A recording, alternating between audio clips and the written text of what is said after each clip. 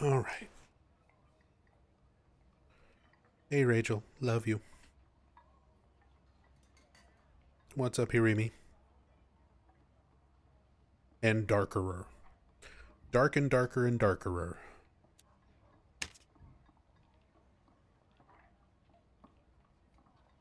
I need to kill dragonflies and mummies. A demon fly. Champion, a wraith.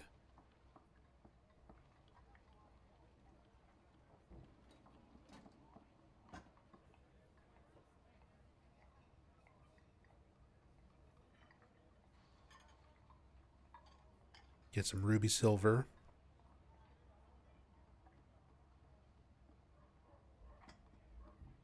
Get a bat ear.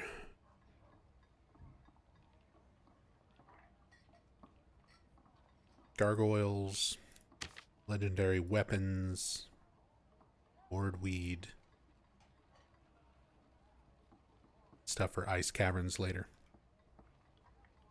A lot of stuff I gotta try to kill in the ruins. Dragonflies, mummies, demon flies, champion, and wraith.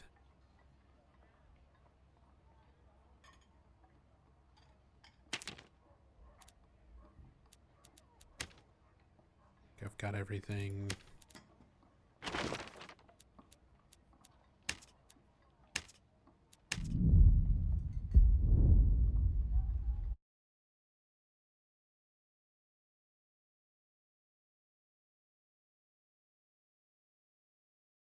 Hey, Tassadul. Good morning, in air quotes.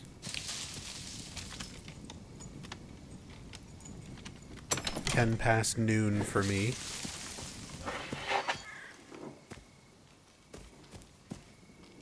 But, you know, time isn't real.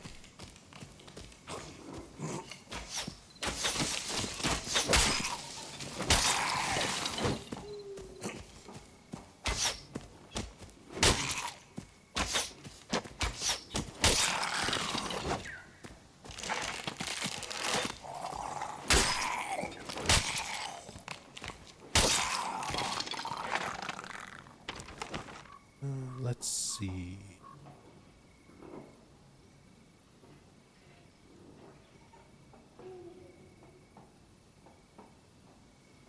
I can go to this module and potentially get dragonflies.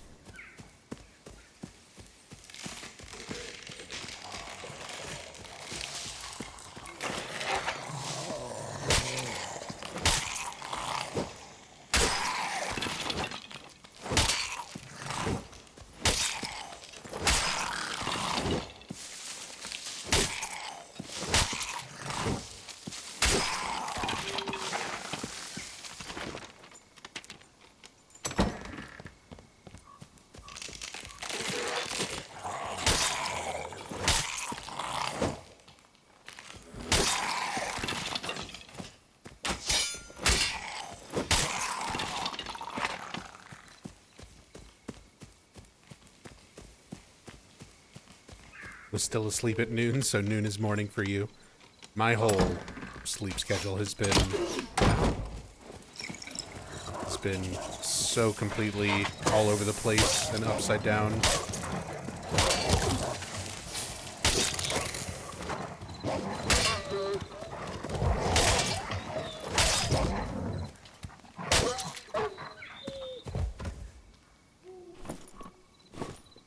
To agility. Not bad.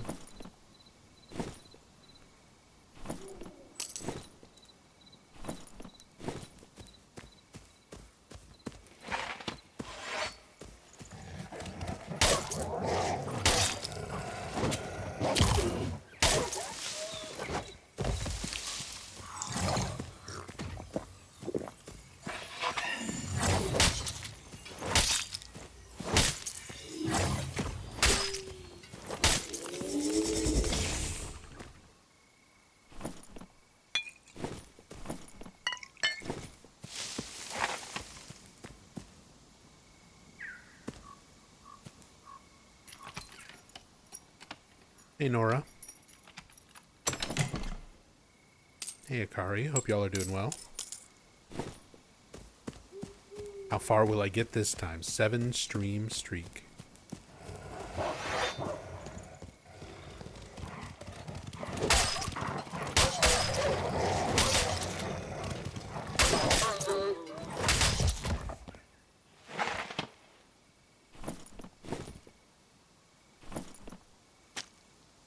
I just did a quest where I had to turn those in. And if I get another one, or if I need it for anything else, this can be hard to find. Or at least I was having a hard time with it.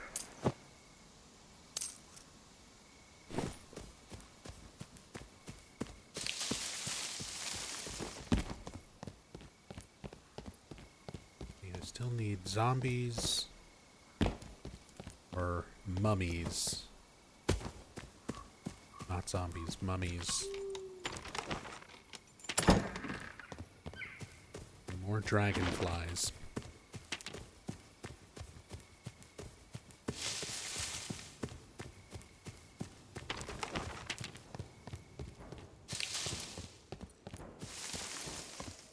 We still got mummies. These are not mummies.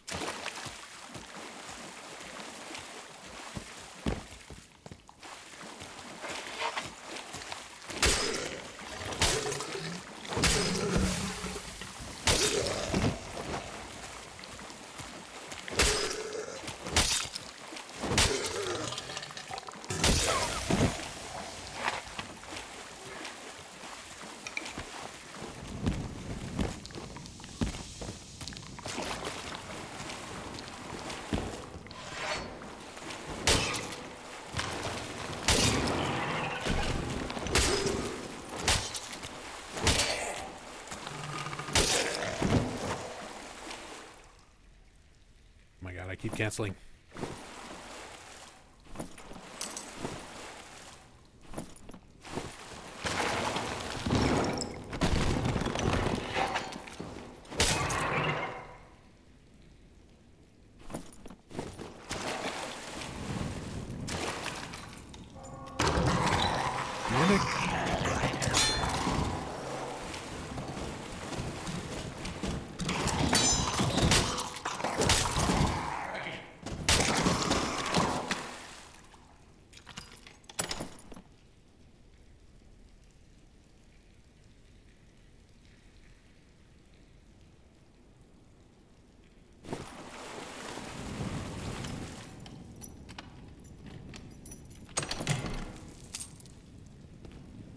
That's a pretty good tunic. 1 strength, 1 vigor. 5 max health.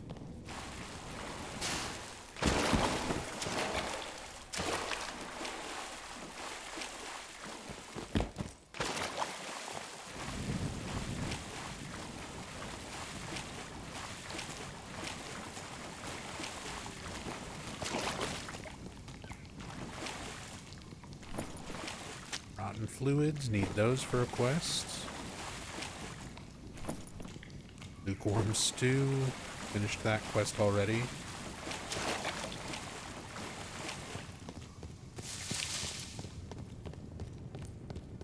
I need to kill gargoyles, which used to be in a module that was always adjacent to that one, but now it's all randomized.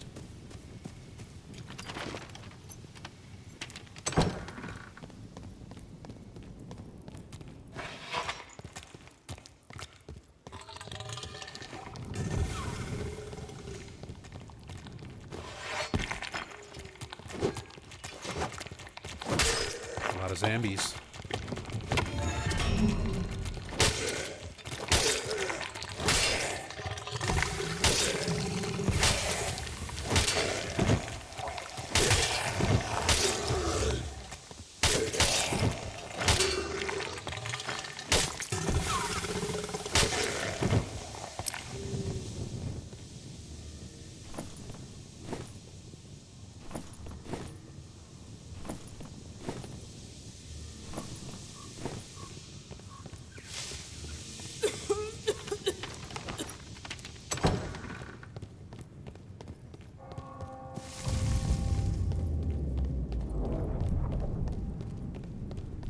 Gadius with the 50 stream streak. The 50.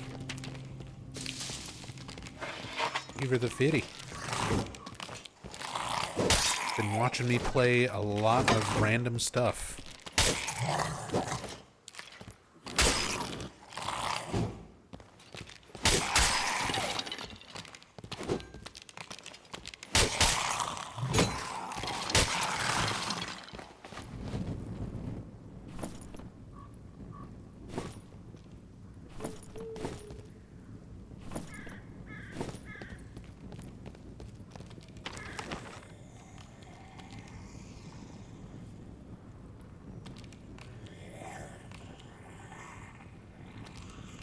I wish I could recognize the modules better.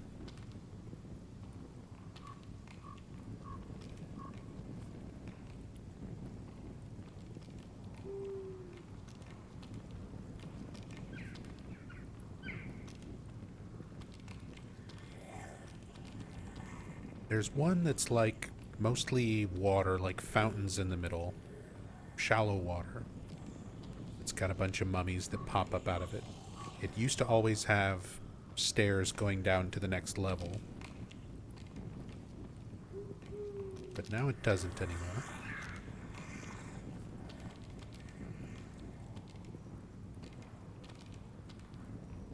And I'm just not sure what that module looks like on the map.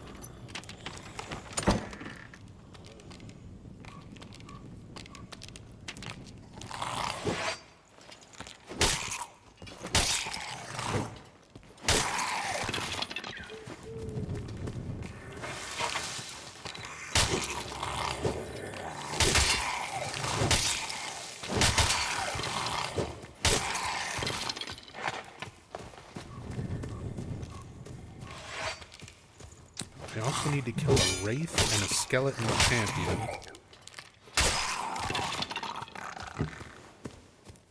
Which, if I go down to the next level, there's a lot of opportunities for that.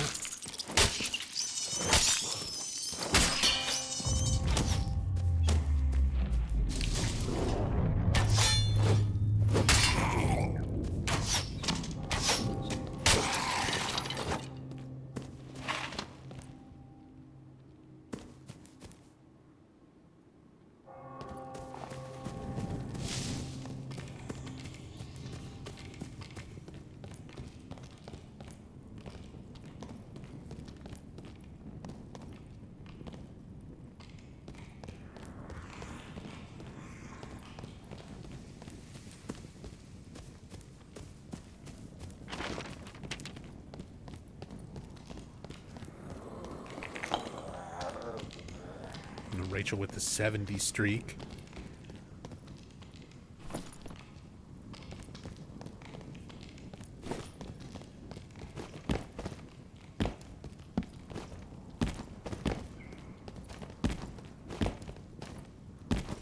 Even though she's essentially been present and within a few feet of me for practically every stream for the last several years.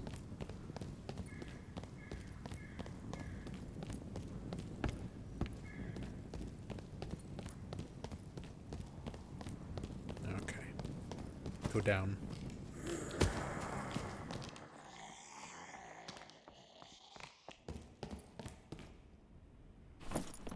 Well, got that.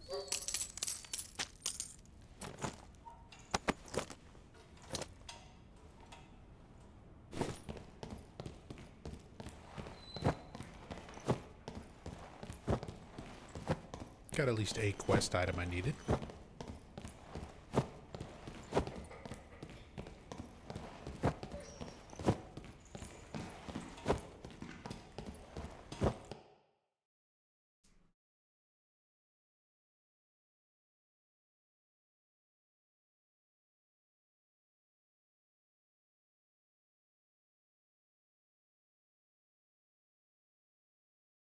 I still need mummies, dragonflies, demon flies, champ, and wraith.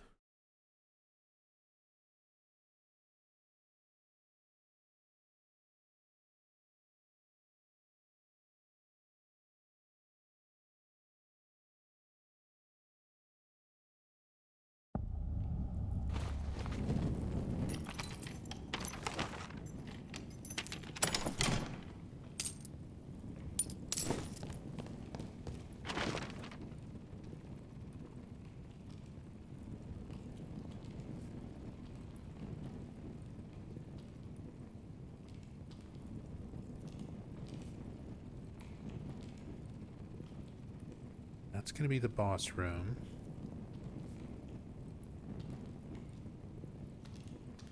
Seeing if we got a vault.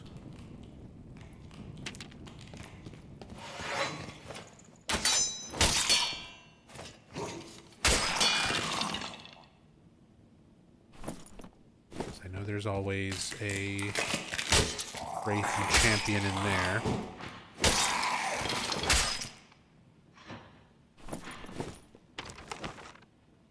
I don't think we got one.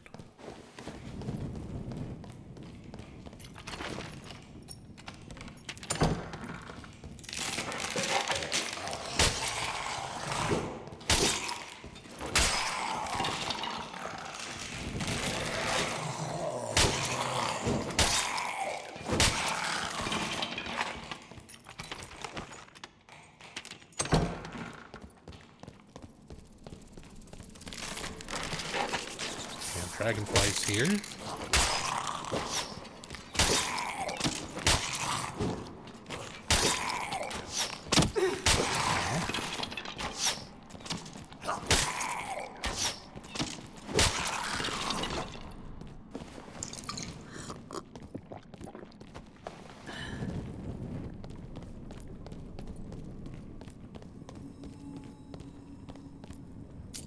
Take some lockpicks.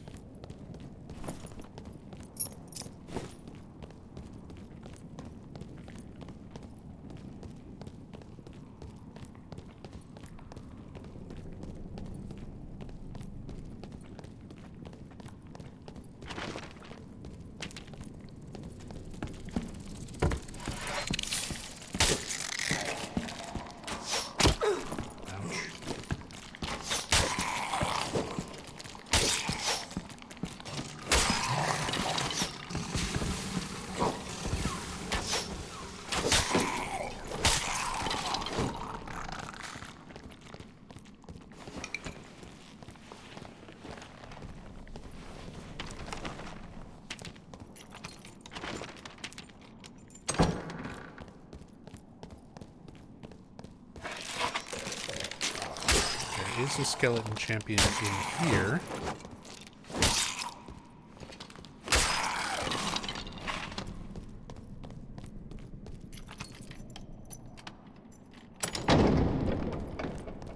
If nobody's killed it already.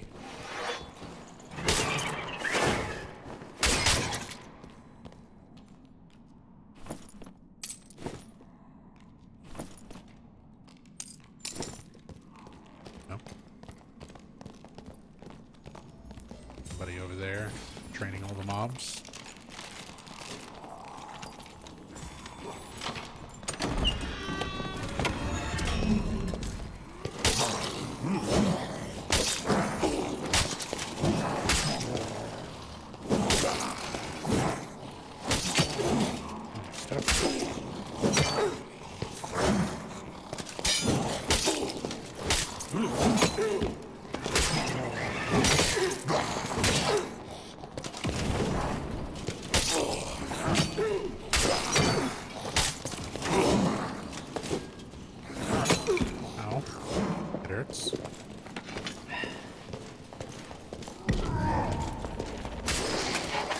Oh, it was one.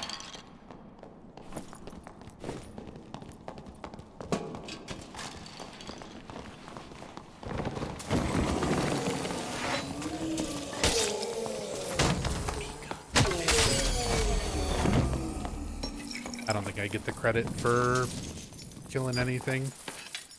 Oh, let's see if we can get anything out of the pile.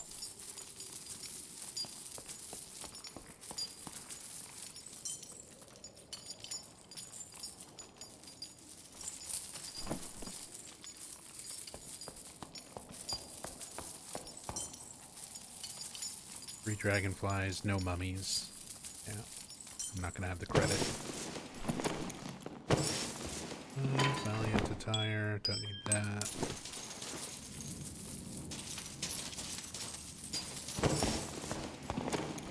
But that's the best thing we're gonna pull from it.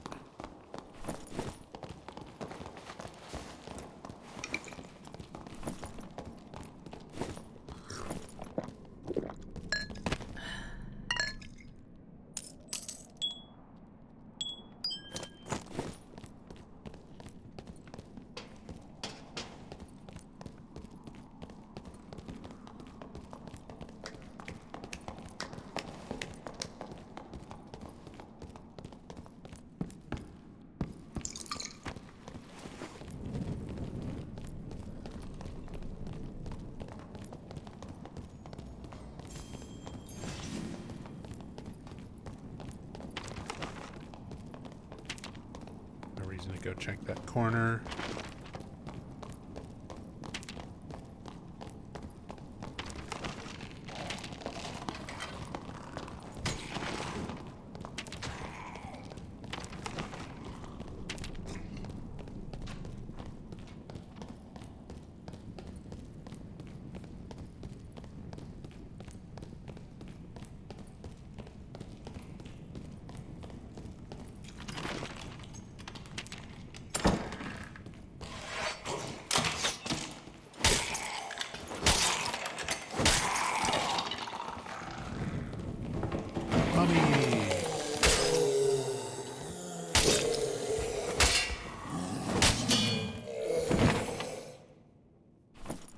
Go, something for a quest.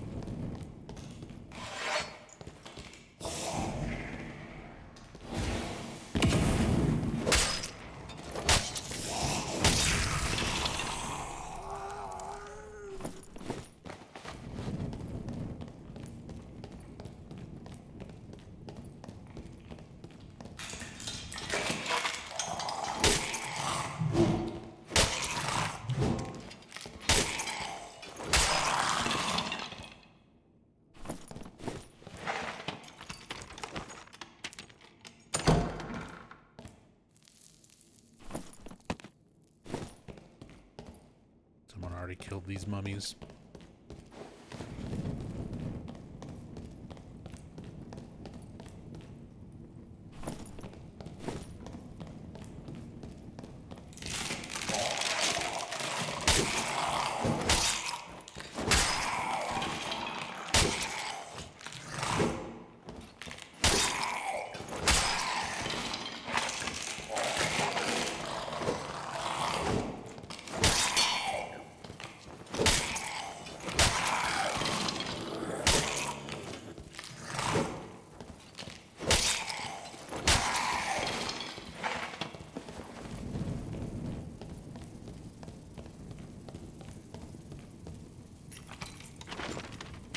If somebody opened this here.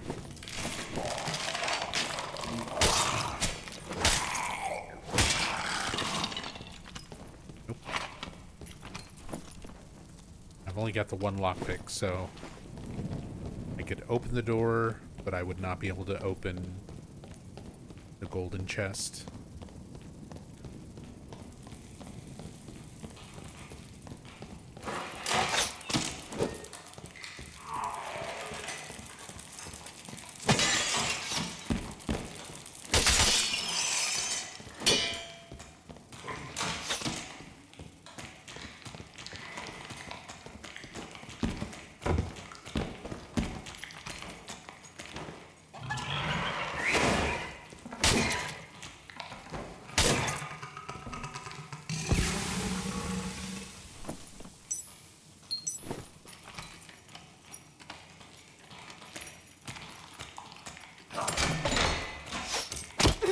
No.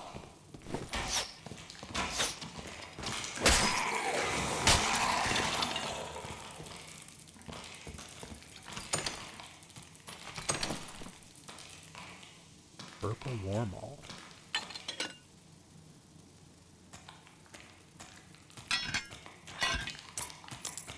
I'm not carrying that much stuff anyway.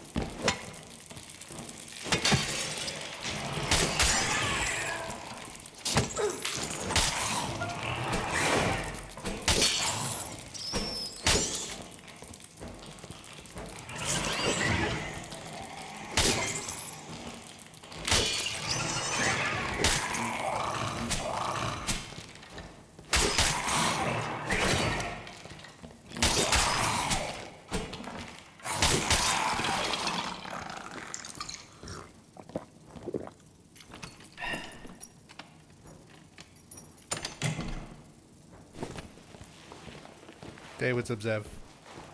Skeletons are so scary. They really are.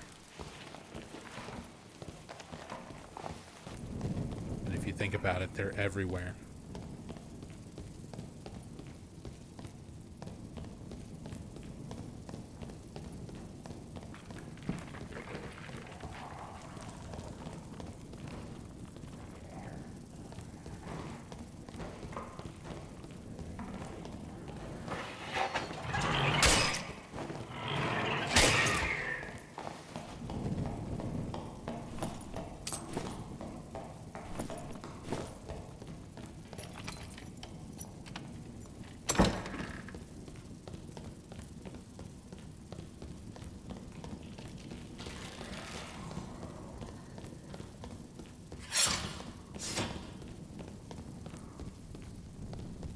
I don't want to have to fight Warlord.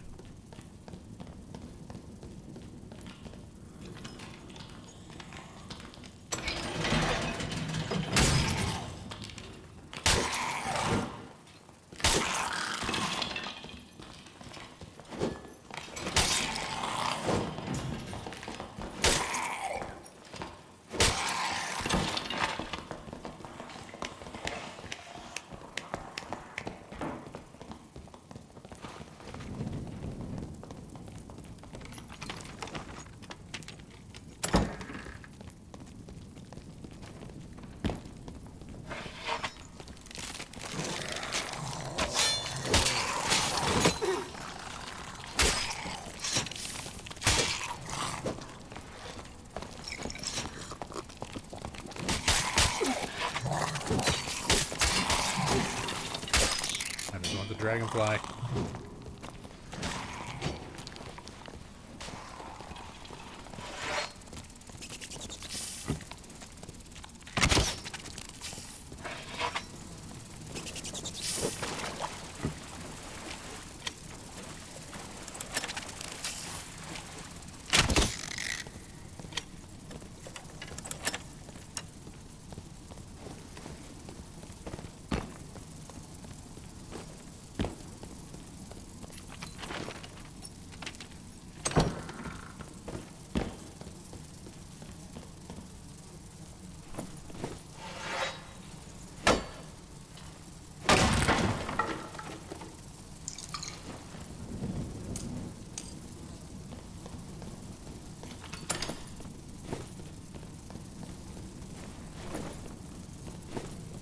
All right.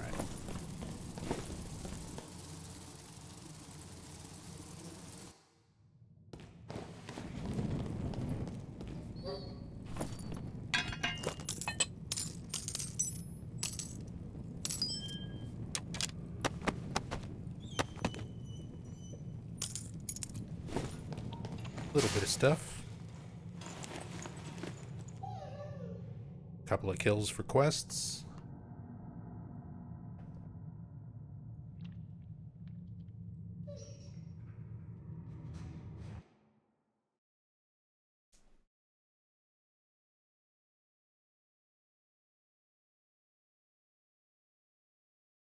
If I get terrible luck spawning in the Inferno, I'm getting some really awful rooms.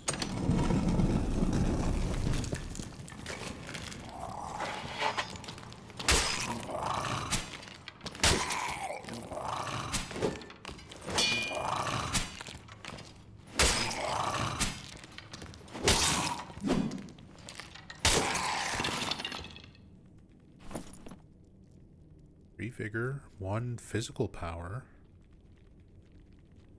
I think mine are better, but those are not bad.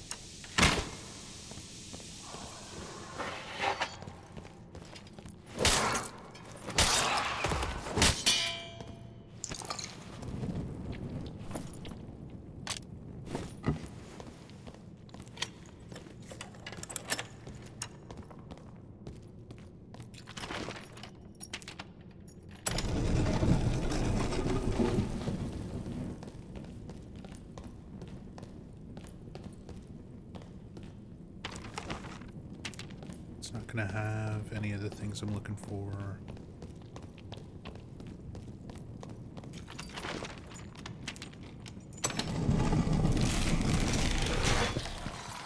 I hate that room.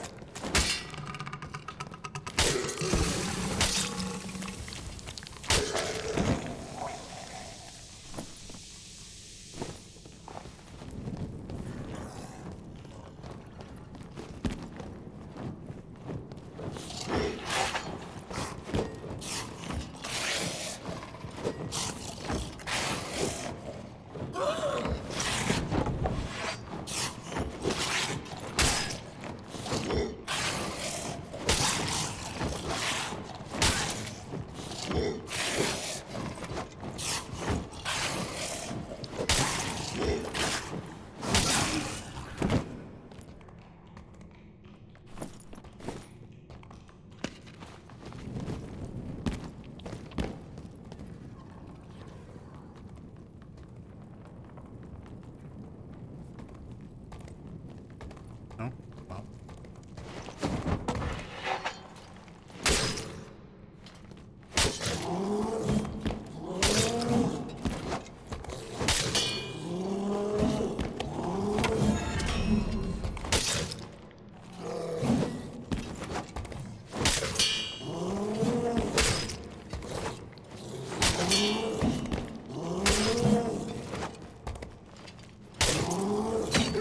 Oh.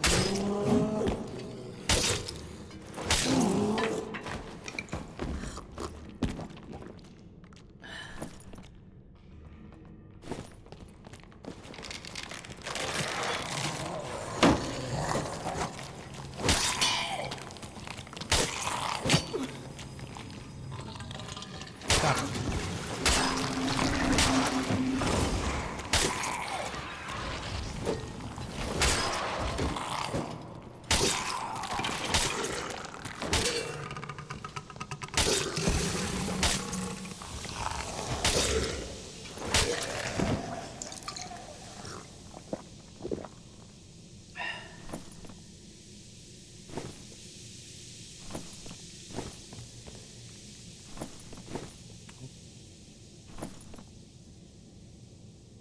Not a bad courtly dress.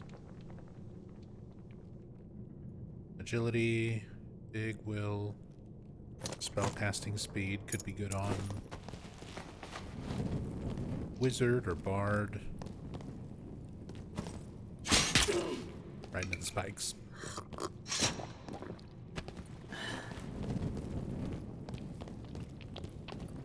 Ultimate cheese. Hey, I cheese whenever I can with this game.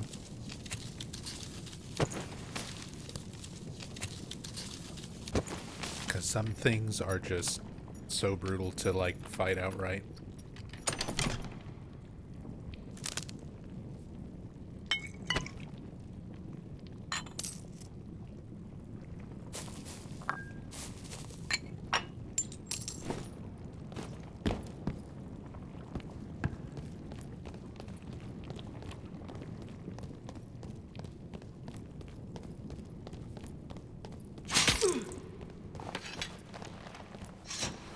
Make sure to run through the spikes a second time.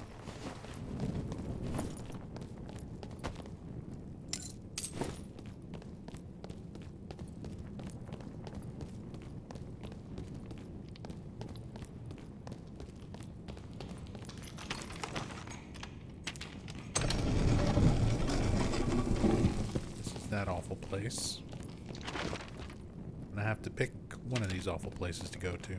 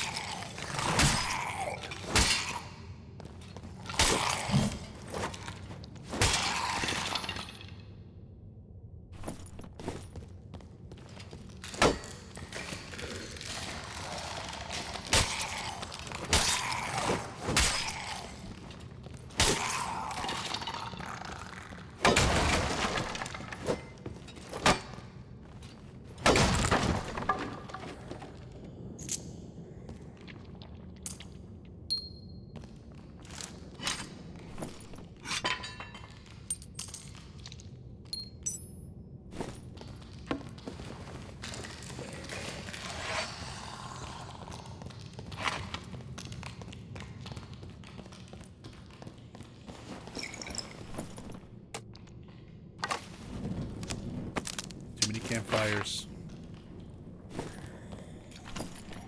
Should probably use one and just get my second wind back. Ow.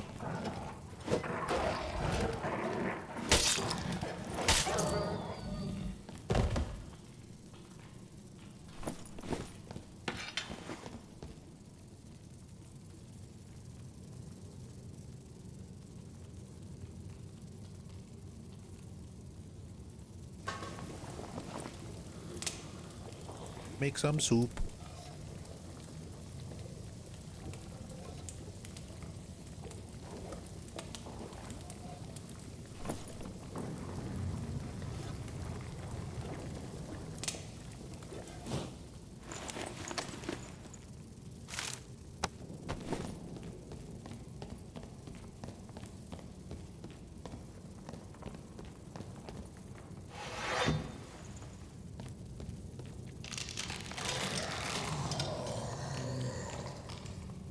Not the flying things I need. Oh, there's one over there.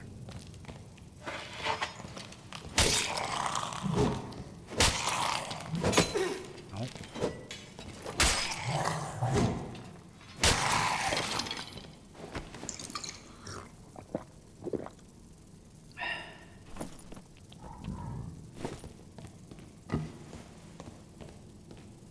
Have to deal with this guy.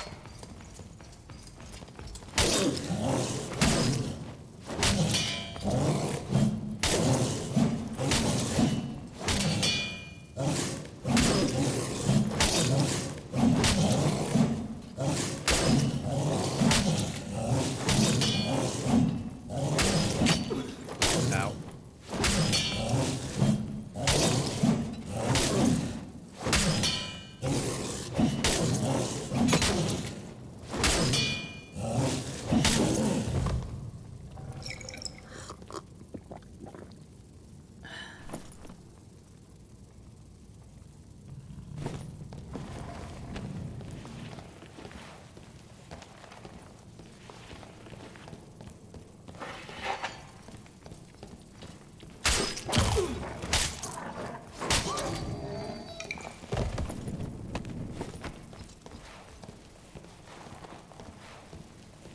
Hey, what's up, Christopher Valken?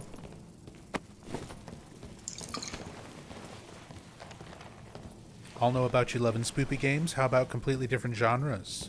Favorite shooter and RTS, for example.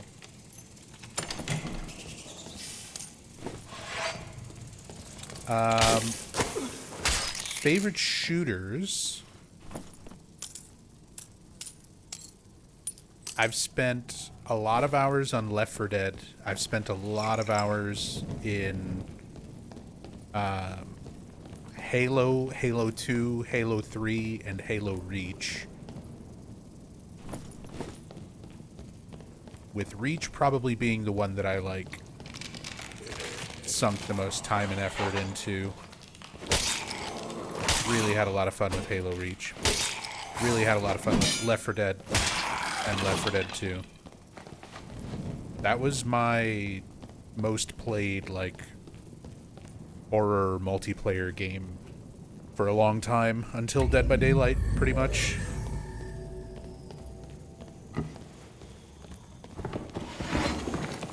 Yes, I need mummies.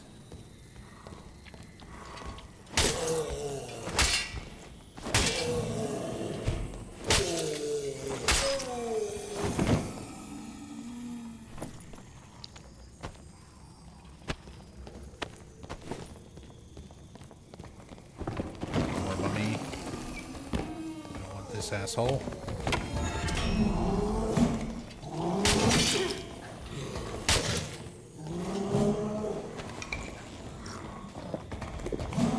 Ow. Oh, my guy's already got the cheese spot. Huh.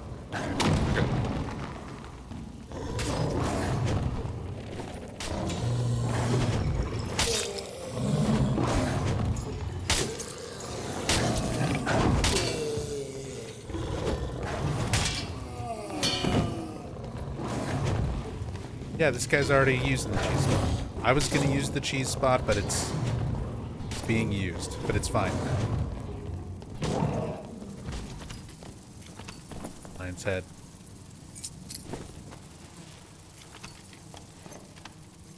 Oh, RTS.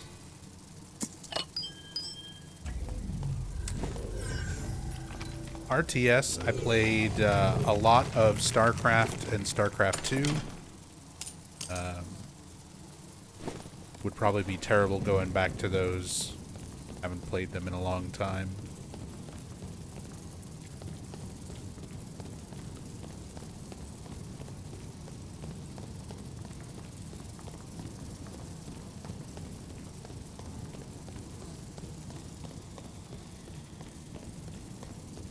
But yeah, don't play a whole lot in the RTS genre.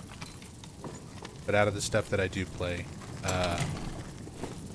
StarCraft was always a really big one.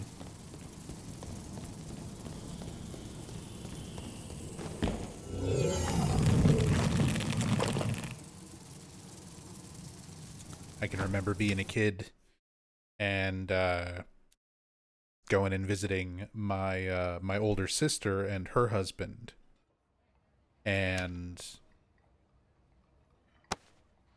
my brother-in-law, he plays like some video games here and there, but not like a ton. And of course, like when I was younger, going and visiting family, I didn't like, you know, we'd go out and we'd have certain things that we had planned on doing together, and we'd like go out and eat dinner and stuff together. But for the most part, I would just want to like hang around in the house and play video games. It's how I've always been.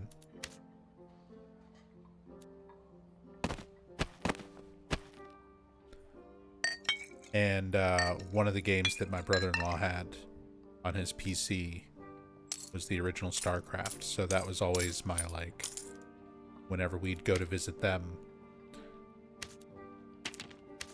I'd just sit on his computer and play StarCraft day in and day out.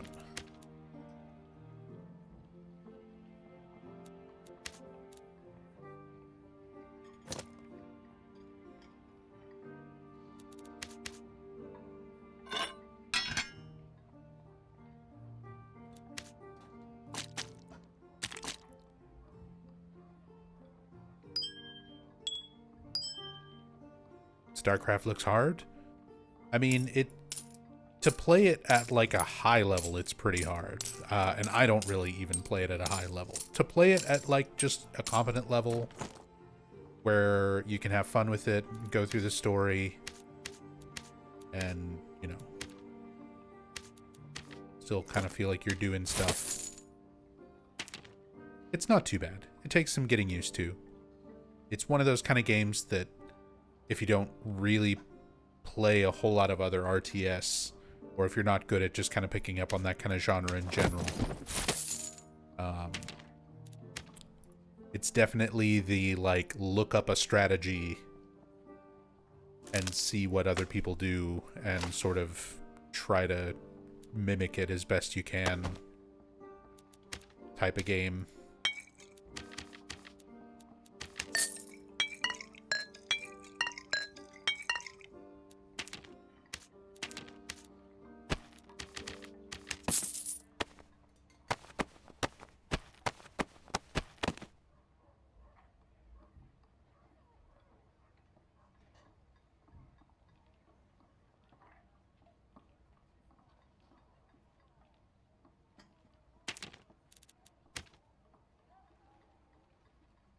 I have so many surge kits.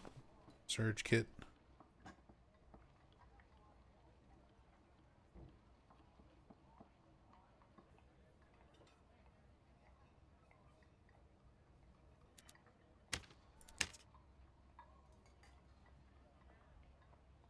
Alright, good on dragonflies. Need 7 more mummies. Still need a demon fly.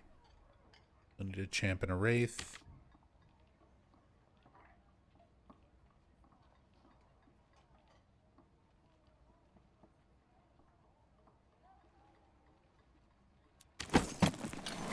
rotten fluids. Need the sturdy cloth.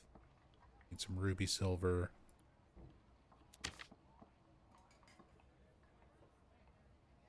4 more living statues. Board wheat.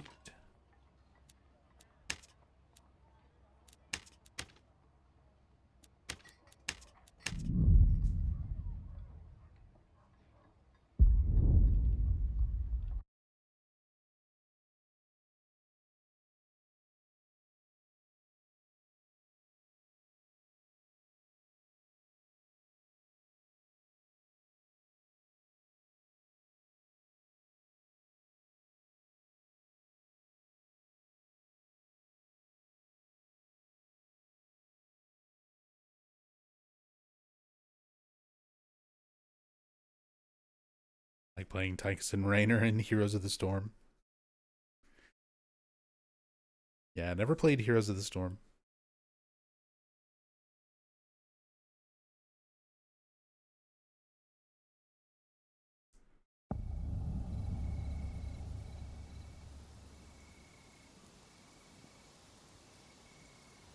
Oops.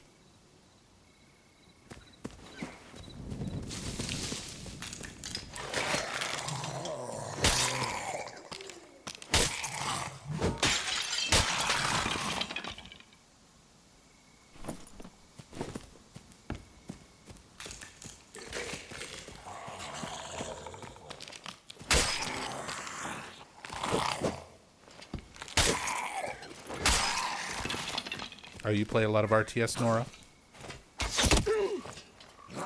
Yeah. Even against bots, even on normal, like a lot of RTS. It's a challenging genre to get into. As I said, I don't even play a whole lot of RTS or anything. StarCraft is the one that was always just kind of my go-to. And like I said, I don't play it at like a super high level or anything. I used to really like watching it, watching competitive StarCraft.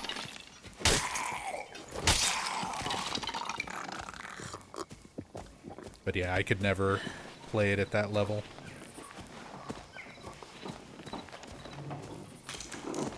Did you guys know Twitch was made for StarCraft? I mean, it essentially was. Back in the Justin TV days.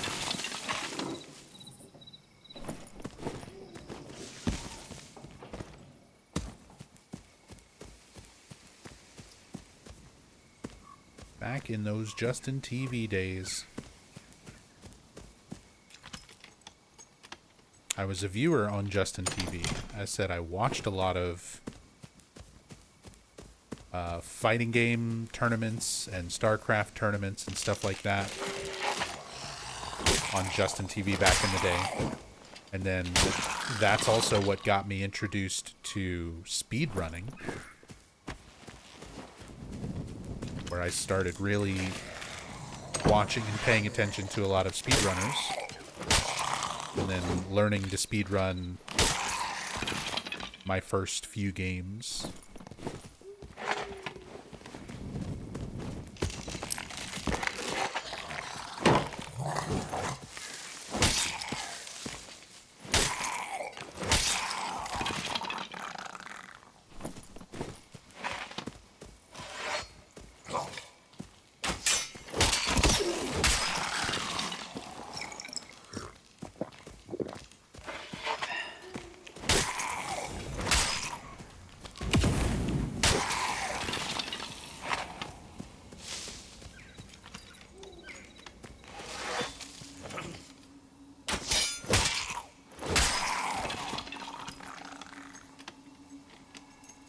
Been on this website for a long time.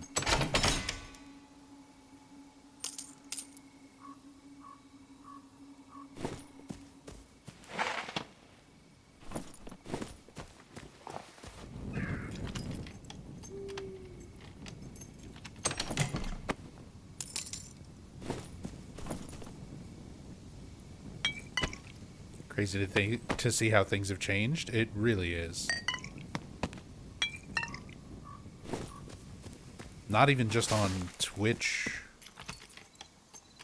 but just kind of the internet in general. Streaming became something where, like, it used to be so difficult to explain streaming to somebody. It was the kind of thing that was so awkward to try to tell people, like, hey, what are you gonna do this weekend when you go home from work? Like, long weekend, what are you doing? And it's like, yeah, I'm gonna be watching Games Done Quick. I'm gonna be watching a bunch of people playing video games. It's like, you're not playing games with them, you're just watching people play games? Like, yep. But they're really good at them. To the point where it's, like, really impressive to watch. Trying to explain that kind of stuff.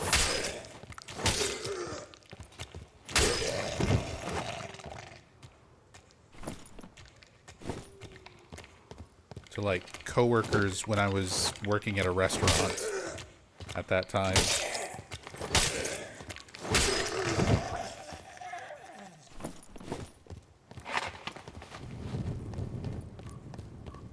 Yeah. I mean, I'm almost 40. So it's been interesting seeing things evolve. Where video games and anime and stuff like that used to be acceptable little kid things, but people didn't really understand, like, continuing with that as a hobby into adulthood yet. It was still very much, like, stigmatized and looked down on.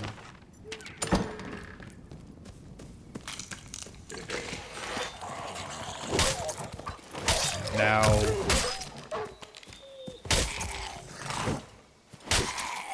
people understand the larger appeal of video games and anime and streaming, and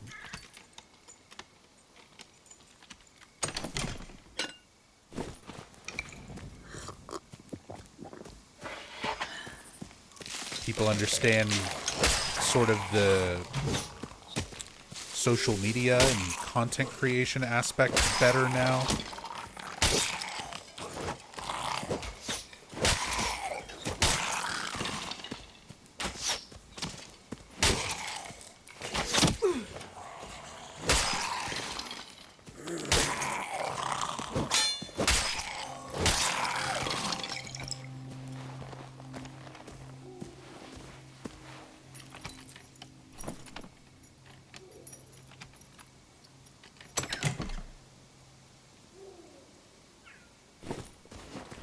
People saw how profitable it could be.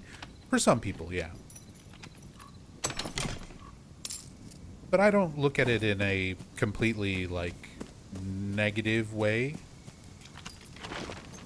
Because there's a lot of people who genuinely are, like, just really good streamers. Like, they're really personable. They're really good at coming together for, like, an online community.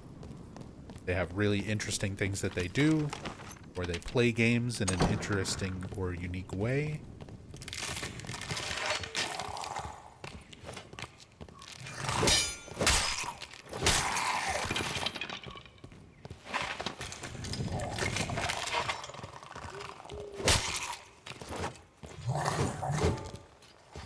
There's a lot of people I follow and watch who have been, like, streamers and stuff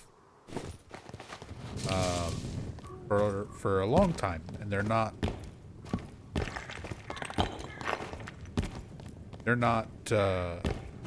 full-time streamers to the point where they're, like, making any kind of money off of it. But there's some of the best, like, speedrunners that I know.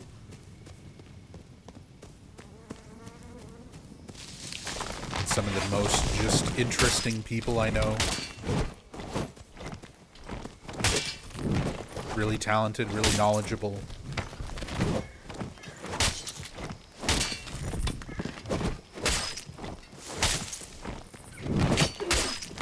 So it's like, I'm glad that things evolved in such a way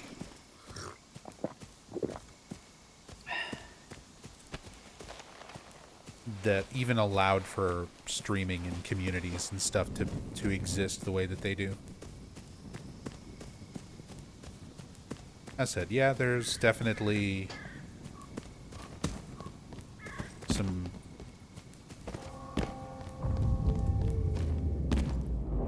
not so great side effects, I guess. Some not so great people who get money and recognition and communities that they really don't deserve.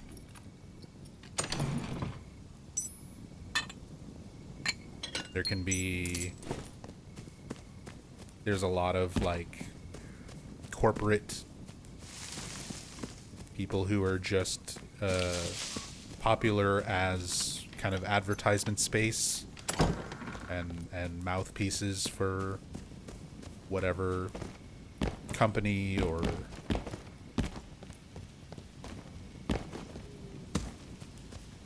whatever.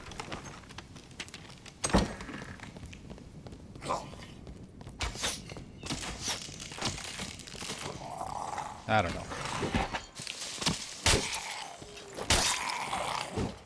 I think there's a lot more good than there is bad.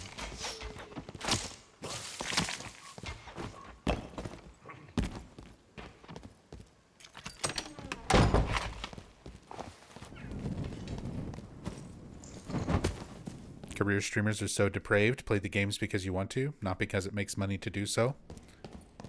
I mean, as somebody who was lucky enough to go from streaming as a hobby to streaming paying my bills, I understand. Like, it genuinely is something of a struggle, and it changes your perspective on things in ways that are hard to anticipate when you start becoming a streamer. Because, like, I absolutely love Silent Hill.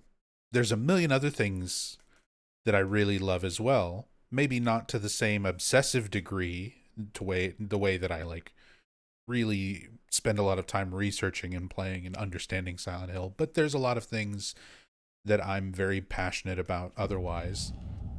And, you know, I went from playing a lot of variety to focusing on Silent Hill, like starting my stream in 2011 and playing a lot of variety, just playing whatever I wanted, to sort of getting recognition and acknowledgement, having, you know, a larger community, more people to talk to is more fun than having, you know, 2 people in your chat and one of them is yourself and the other one is your friend that you're, you know, playing the game with.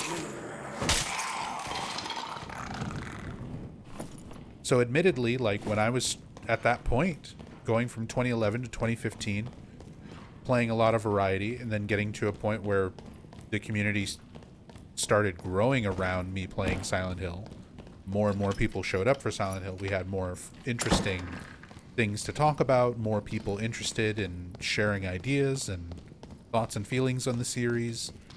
That kind of aspect was really, really fun.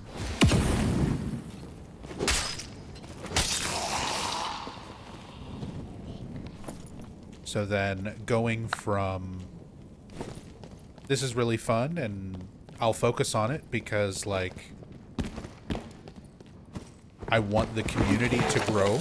I like being, you know, I've been a part of the Silent Hill community for so long, and streaming was a way to feel very connected, because a lot of the same discussions and thoughts and sharing ideas and feelings and all of that very much felt like kind of growing up on internet forums in that kind of era of the internet.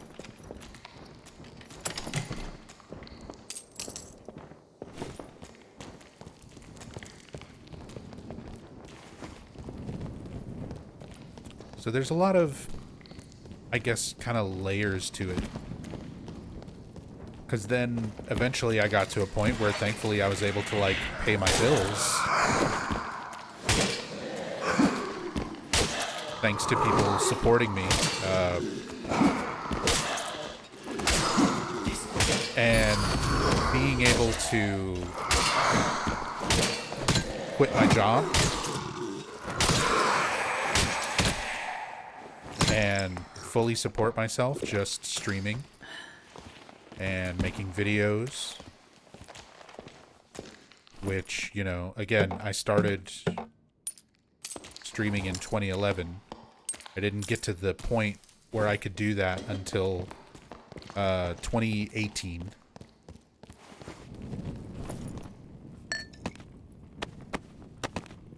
Got partnered in 2017, and then was able to really start doing it full-time, like not doing anything else, around 2018. So even just getting to that point took about 7 years for me.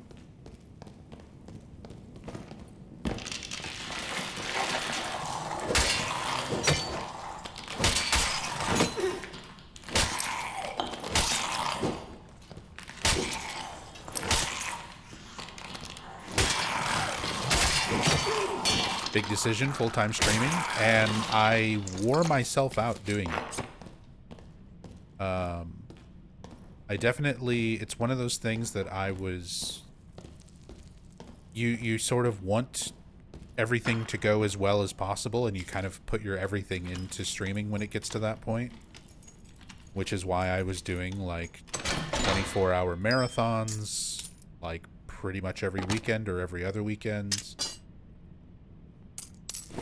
And even my regular streams, even my regular streams, if it wasn't like a marathon stream, it would be a story playthrough that's still like 13, 14, 15 hours. And I would do them all in one sitting.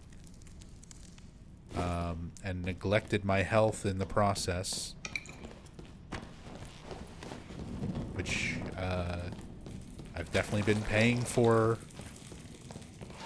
in recent years.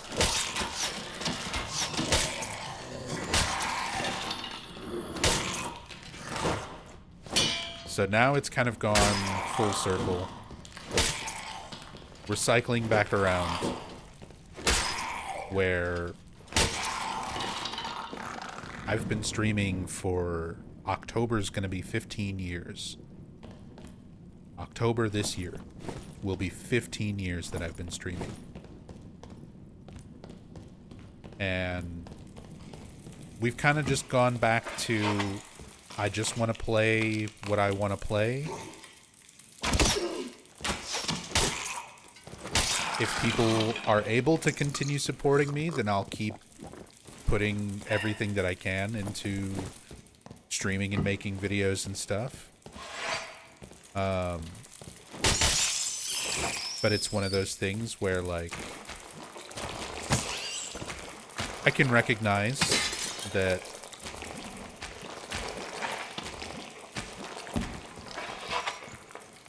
numbers and things are going to go down. That's the nature of streaming, just in general. You're going to have ups, you're going to have downs. And I try to keep up with everything as much as I can. But at the same time, I have to like be responsible, you know. If it gets to a point where we really can't pay our important bills,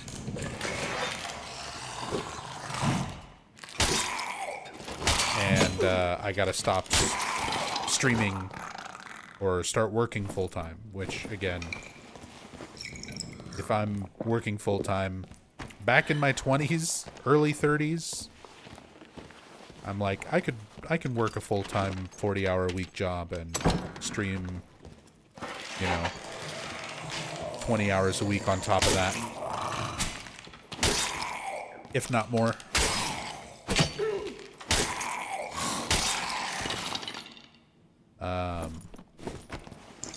Now, I don't think I could do that. Now, if things get to a point where I can't support myself enough streaming and making videos, where I need to work a regular job again,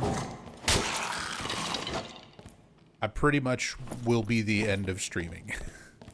Like, I'll still be able to do it somewhat, but it'll be very few and far between. I just don't think I would have a whole lot of energy for it.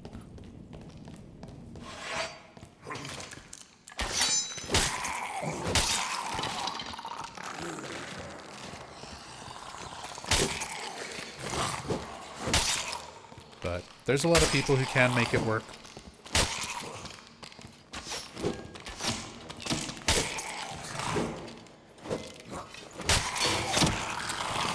Variety content is tough if you're trying to keep numbers up.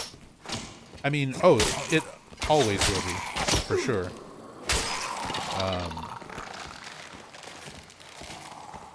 But even if I'm playing nothing but Silent Hill, like I've essentially been doing for years already.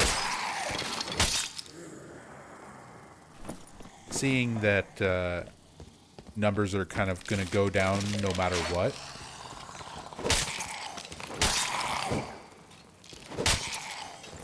is why I stopped stressing myself out about it quite so much.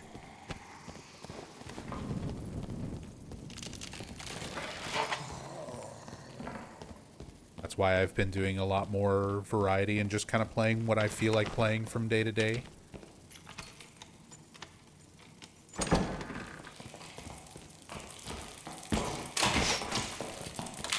Hard to make new Silent Hill content when we only get bad Silent Hill games. It's not even that hard to make new Silent Hill content. We've been getting so much stuff because of the revival. And even games that I like Silent Hill F, for example. I don't think it connects to the series in a particularly, meaningful way. But it definitely fits the vibes. It does get a lot of atmosphere correct. It does get a lot of... It has a lot of interesting references. The story of it by itself is very good, even if it's not, like I said, connected to established lore as much as I would have liked. There's a lot of stuff to like about Silent Hill F. And the views for the streams and for the videos just kept decreasing and decreasing and decreasing. Started off pretty strong because everyone was like, it's new, it's the new Silent Hill game. And interest just went down and down and down and down. Every time I would do a follow-up playthrough, I would go for another ending. It would just get less and less views, less and less people who cared about it. To the point where I actually put a post on YouTube. Oh, we got the golden key. I actually put a post up on YouTube where I was like, are people seeing my videos? Are my subscribers actually seeing my videos? Because there had been a lot of talk about YouTube's restricted mode blocking people from being able to see... I don't think I have time to get back to the treasure room. What? Which YouTube is actually doing that, where it will enable, depending on people's user settings and all sorts of other stuff, it can just enable a restricted mode on your account that a lot of people are unaware of, and it will straight up not show you a lot of things, even if you're subscribed to them. But even outside of that, I was curious why views were going down on Silent Hill F. And I kind of asked it as part of that post. And there were also people who were like, yeah, Silent Hill F just wasn't interested. A lot of people who were just not interested in it. Or it didn't appeal to them. For one reason or another.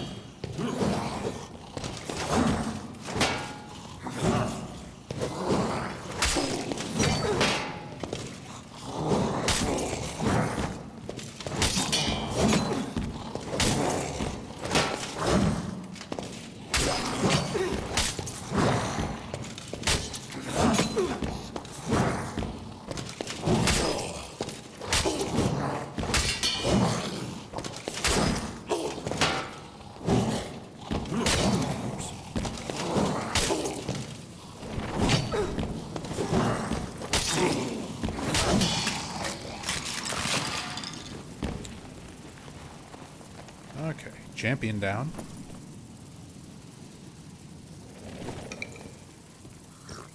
Still need a wraith. Which, I think there's one in here? Yes.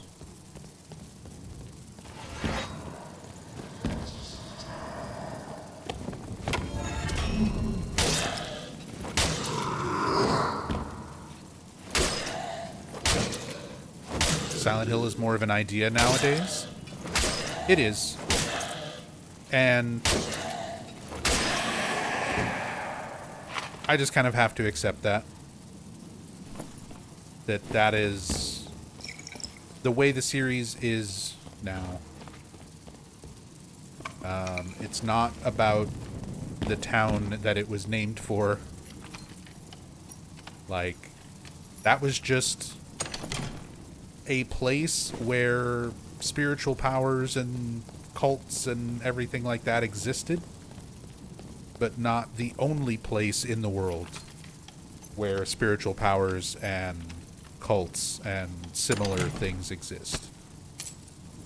Which, like, to be fair, from a logical standpoint, makes sense. It makes sense that Silent Hill would not be the only place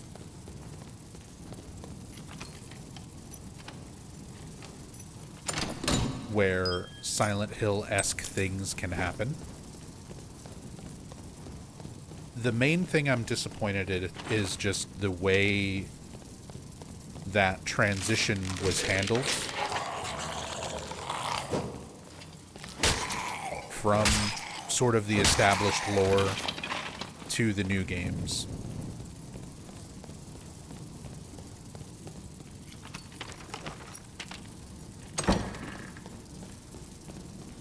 Like, I feel like it could have been made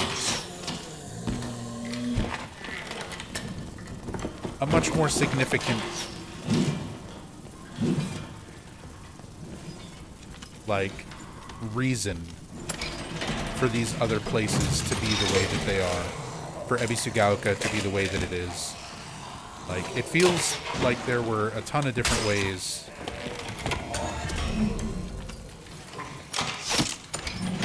it could have been much more meaningfully connected. Oh, am I dead? I die. No, I was right by the door, too. It took just a little too long.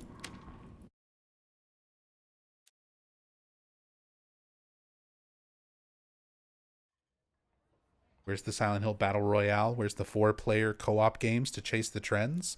Konami doesn't have to make those themselves. They just have to license it out to other studios. They don't need to make the Battle Royale because they make a bunch of money off of the Dead by Daylight chapter.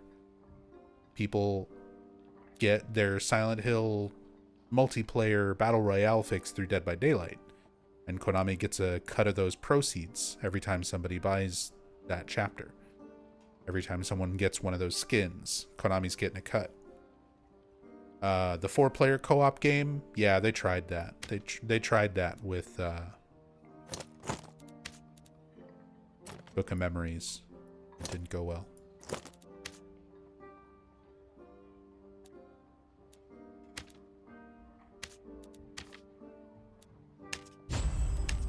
Hey, finished this at least. Gotta explore the Demon Throne.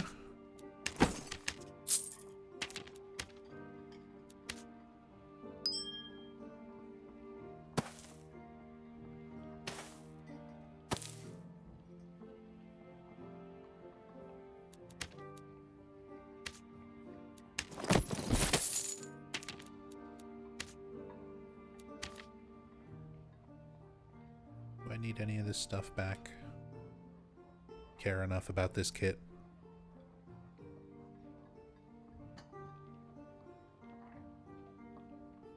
I mean, it's fine.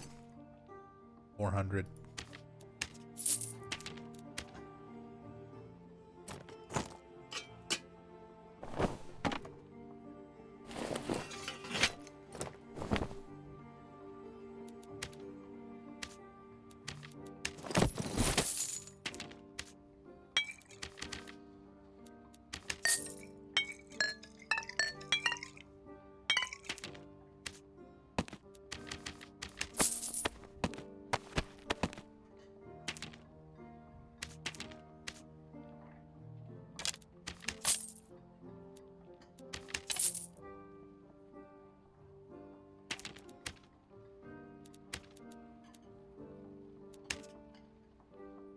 Need 5 more mummies.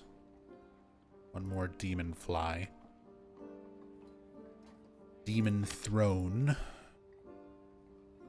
So we have to go to Inferno.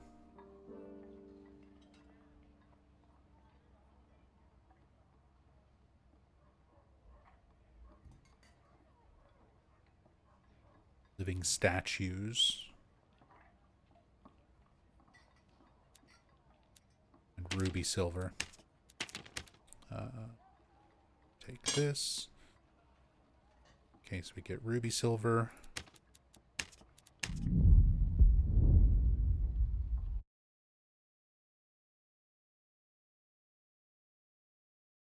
As long as there is fog, a radio, and a rusty metal pipe, it's Silent Hill to me.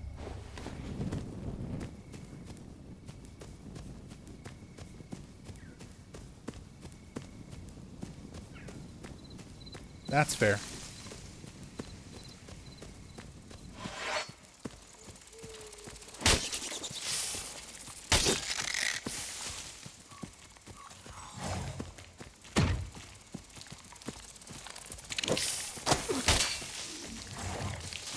I think I'm at a point where, in terms of Silent Hill as a series, the things that drew me in the most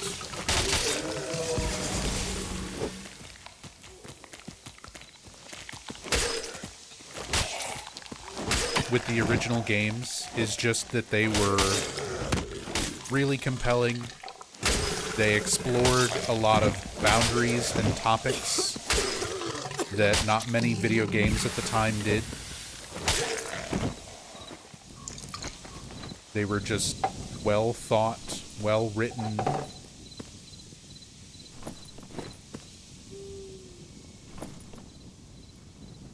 Those are pretty good. Well thought out, well written horror games.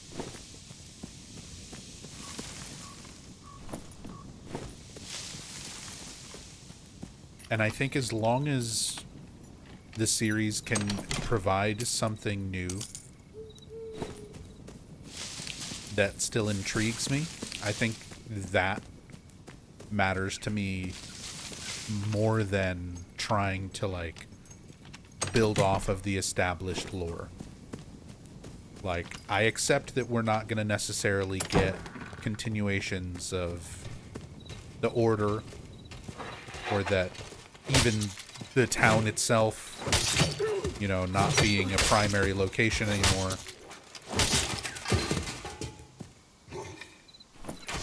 So let's say with, like, Townfall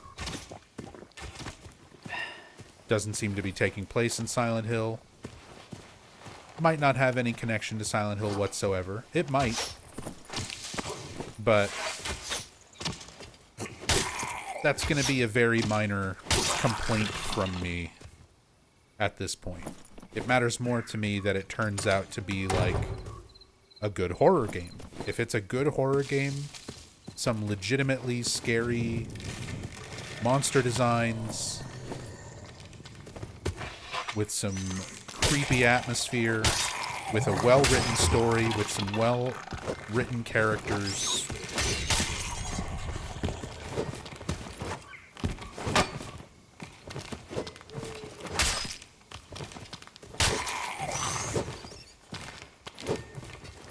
Like, I'll be pretty happy with that. I'll be happy with just some good horror games. It's a little frustrating that Silent Hill has kind of become a in-name only franchise. But hey, I'm a big fan of the Friday the 13th franchise too. And you know what? A lot of those movies don't take place on Friday the 13th.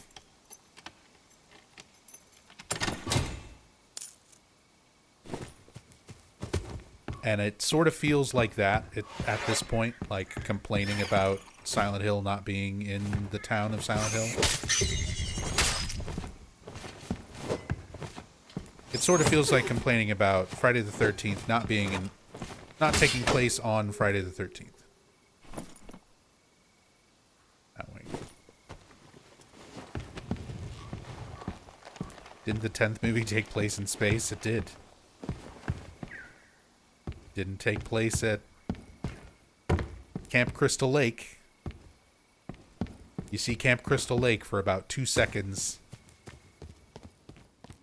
in the flashback to why Jason is in the future and in space.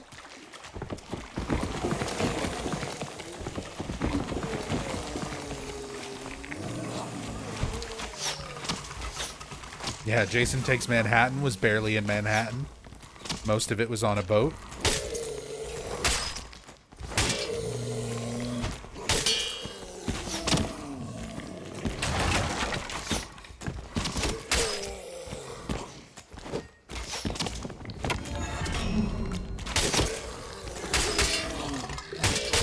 So, again, I love Silent Hill. Not just as a game series. I love the town itself. I love it as a setting.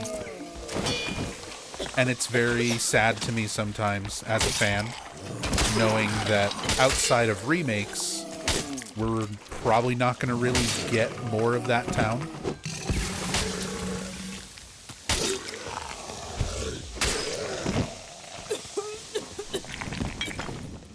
But I'm also not going to completely write off anything just for trying to be new.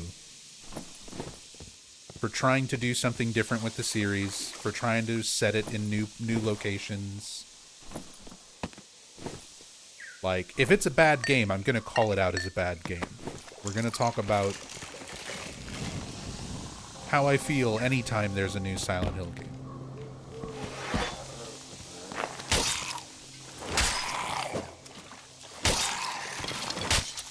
If the story's nonsensical, if the characters are poorly written, if there's shitty dialogue, we take all that into consideration and talk about it as part of the game as a whole.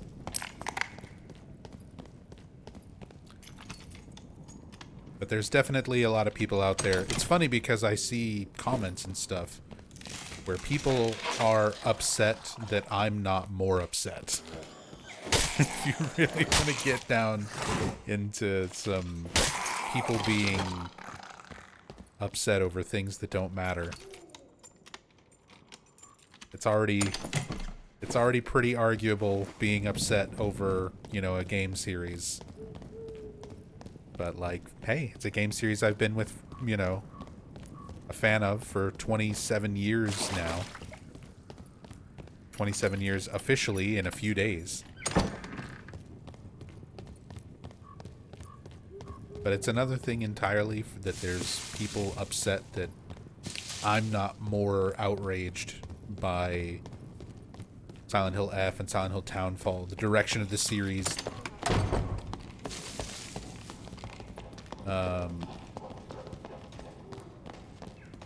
Okay. The direction of the series, you know, taking it away from the town.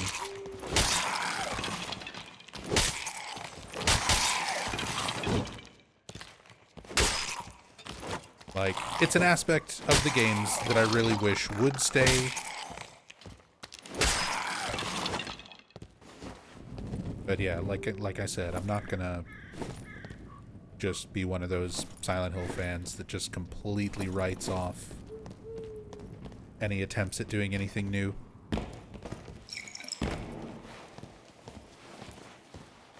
Because you never really know what stuff is going to work and what stuff isn't. Silent Hill Shattered Memories, for example. Shattered Memories took a lot of risks and did a lot of things new and different from the previous games. It took out all forms of combat. It tried to completely reimagine characters and setting from an established and well-loved game. It was on the fucking Wii. Like, it released originally on the Wii, which wasn't exactly a console known for its, like, hard-hitting, highbrow, you know, horror topics and things. It had a lot of stuff working against it. And it wound up being, out of all of the Western games, one of the ones that I enjoyed the most.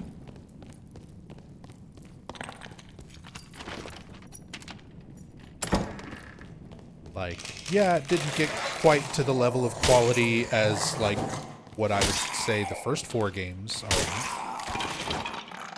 Those games are just lightning in a bottle. Perfect storm of the time that they were made and the people who were making them.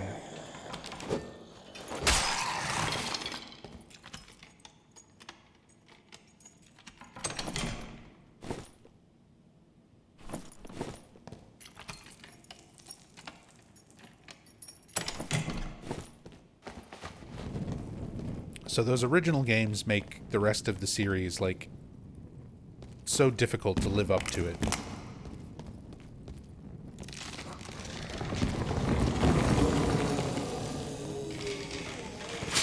Oh, that's a dead end.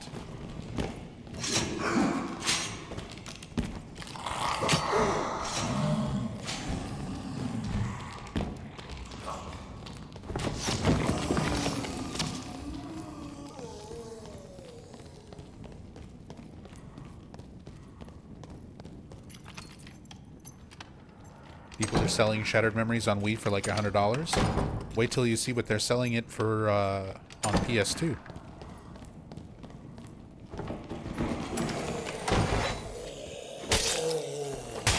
You think the Wii version's expensive?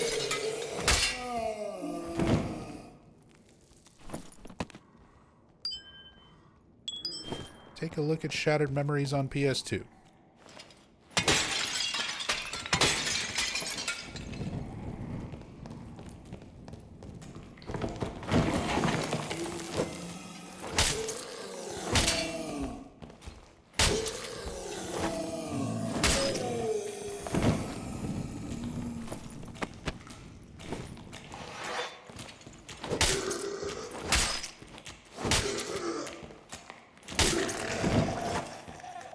Konami just needs to release a collection like they're doing with Metal Gear Solid. I mean, we know why they're not. Because despite all of the things that surround why it turned out the way that it did, they're always going to look at HD collection as a metric for, hey, should we spend a bunch of time and money to re-release these old games on modern platforms? And then they check the history books. They check all the sales numbers from the last time they tried that with HD collection. And they look at all the negative fan response to that collection, quote-unquote collection of 2 whole games.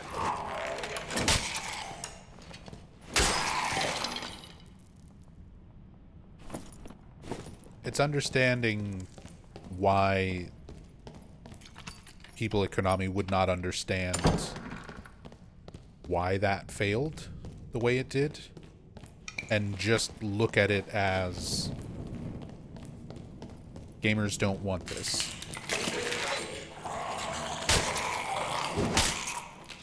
And then conversely, you have Silent Hill 2 Remake, which is now pretty much the best-selling game in the franchise.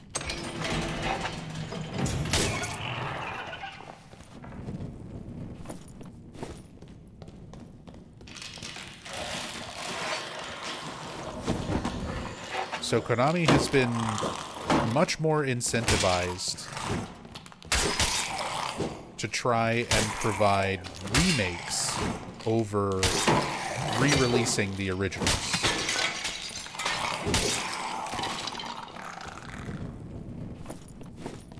Because again, they're just going to look strictly at those numbers. They're going to look at how poorly received something like HD Collection was versus how well received something like Silent Hill 2 Remake was received, and then yeah, they're not thinking about it beyond that. Then when you also factor in, you know, just since the comparison was brought up, like they should do like what they're doing with Metal Gear Solid. Metal Gear Solid sells like 7 times as many copies overall as a franchise.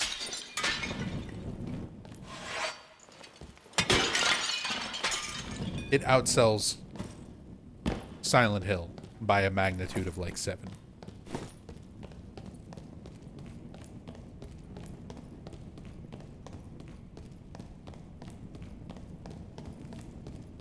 So it's a lot more worth it in their eyes.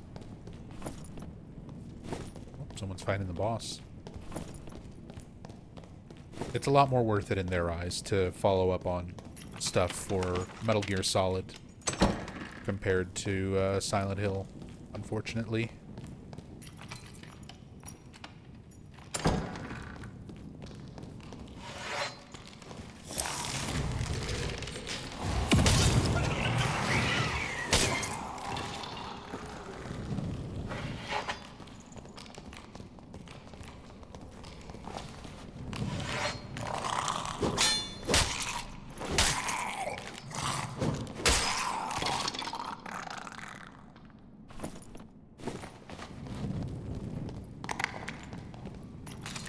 I love choosing the most popular game in the franchise to start with too. Metal Gear Solid 3 and Silent Hill 2. Yeah.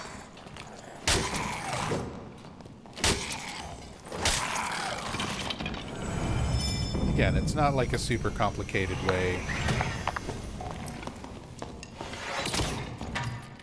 that Konami looks at these things. They just look at sales numbers, they look at feedback.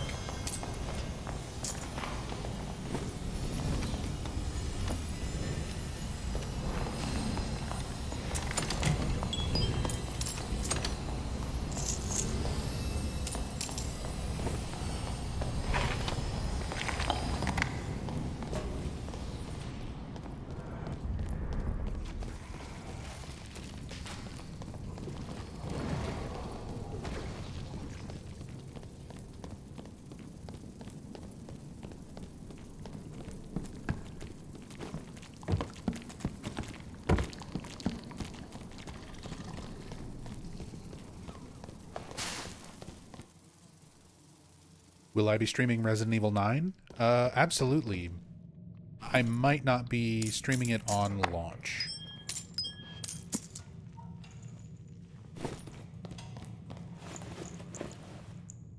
Because new games are expensive, and I got medical bills.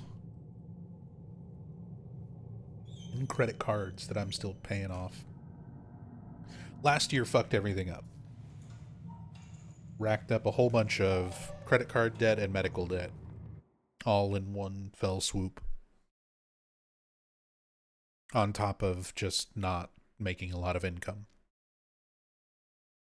So last year kind of put me in a rough spot. So new game purchases are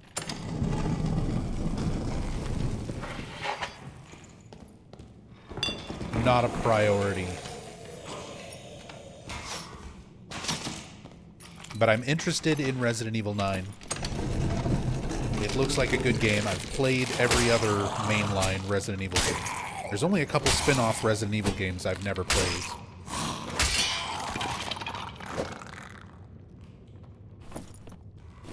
So, it's something that I'm interested in. It's something that I want to play, and eventually will.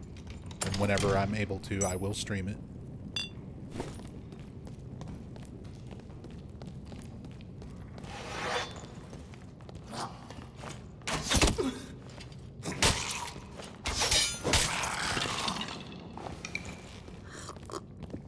Hey, Mizzy.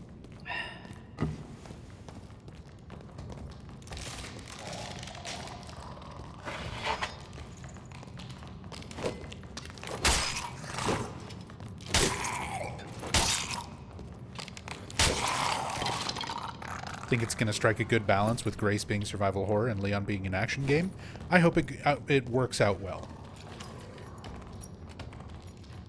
I really hope it works out that way.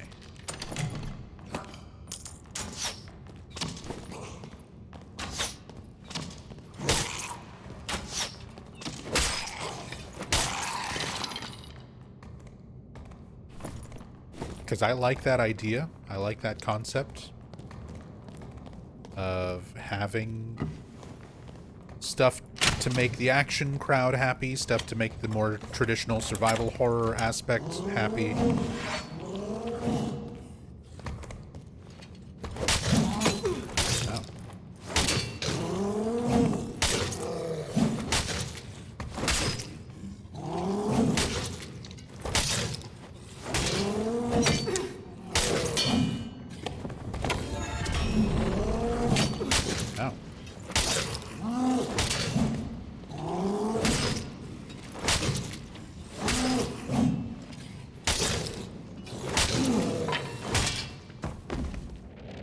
Last time they tried that angle was Resident Evil 6, which you liked. See, I did not care for Resident Evil 6.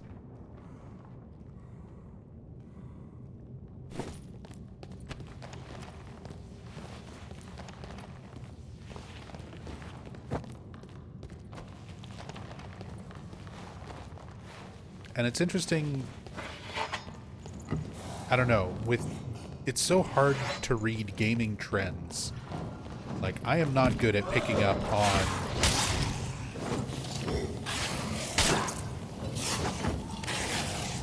what your average gamer will be interested in doing or playing, or just what they want out of a game in general.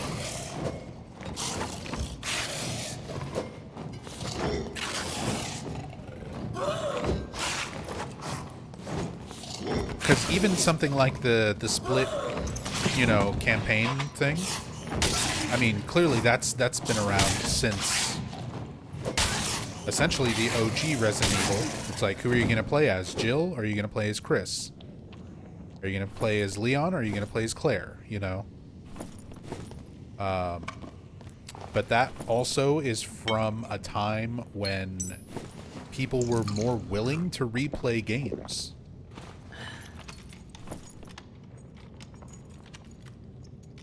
You were more willing to do that follow-up playthrough to see that other's perspective, that other side.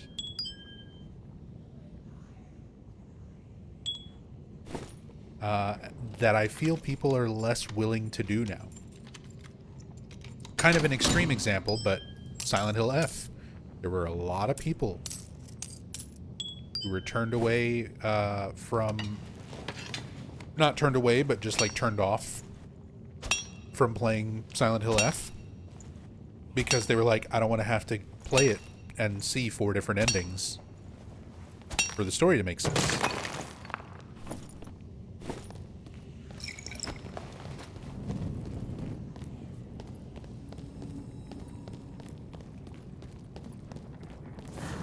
So that kind of thing's always interesting to me. Where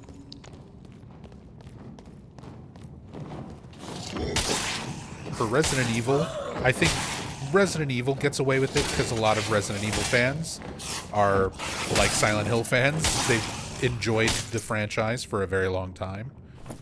So they kind of know we kind of know the drill already, right? We know how those games work. We know how the split scenario thing works. And we're more willing to put in kind of the time and effort to, like, get the most out of the game that we can. But you never know how well that's going to go off with newer audience, or not even necessarily younger, but newer to the series. People who just want to play Grace, that don't want to have the actiony Leon segment, or just want to play Leon and don't want to bother with the game option that has less weapons, you know.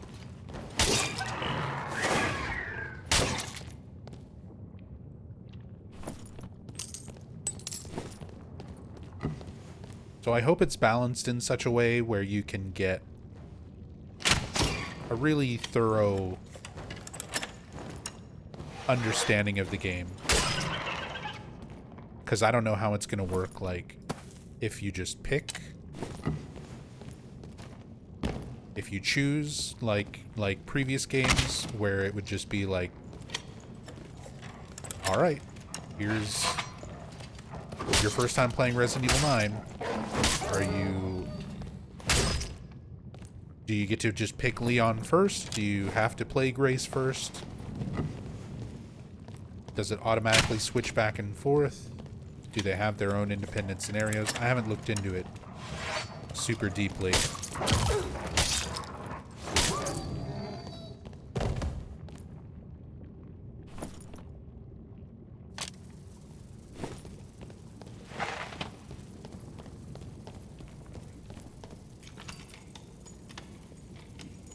Hey, what's up, Steve-O?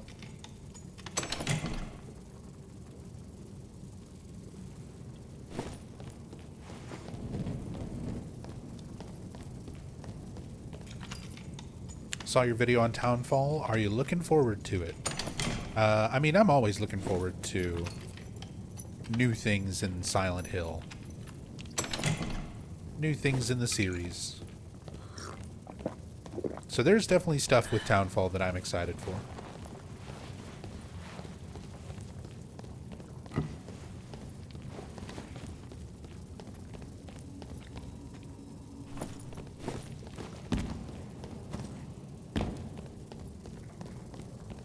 I'm curious to see how the gameplay and everything winds up being. First person with more action-oriented blocking, shooting. Can go a lot of different ways.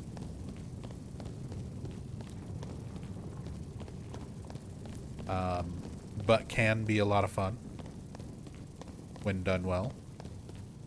Especially if they incorporate that into their puzzles and things like that. I like the... I don't know a whole lot of Scottish culture. The game's going to be taking place in Scotland, and pretty much like with Silent Hill F, I was kind of able to appreciate the Japanese setting because I know Japanese folklore and Japanese traditions, and I recognize, you know, a lot of those uniquely Japanese elements to the story, to the characters, to the aesthetic of things.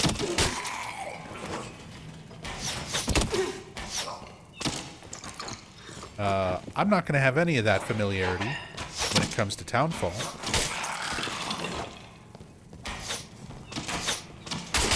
So, Scottish Silent Hill community, rise up. I'm going to be relying on you if they incorporate certain types of Scottish folklore or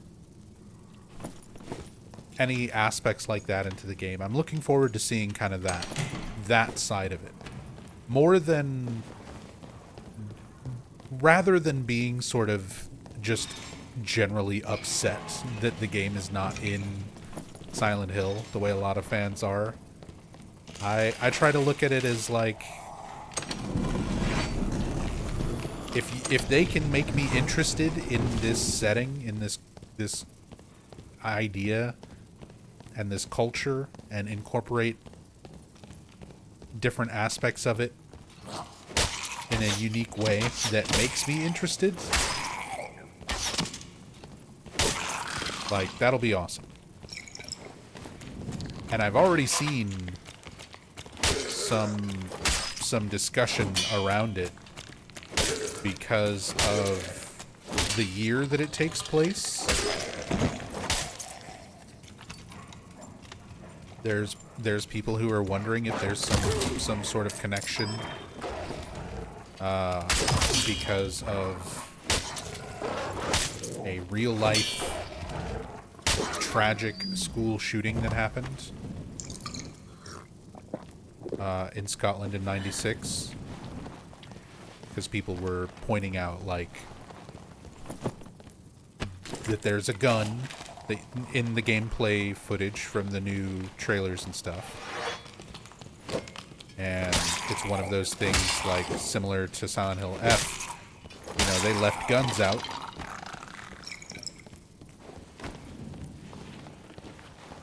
because, well, for several reasons, but one of those reasons being guns would not have been a particularly common thing for a Japanese setting like that.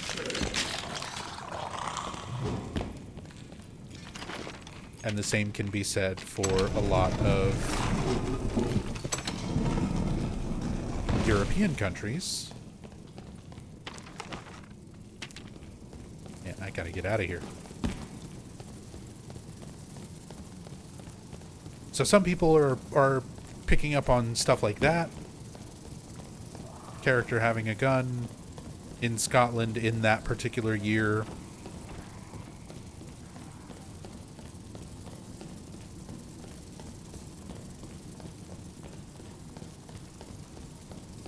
So players are wondering if that's going to connect in some way or reference it in any way.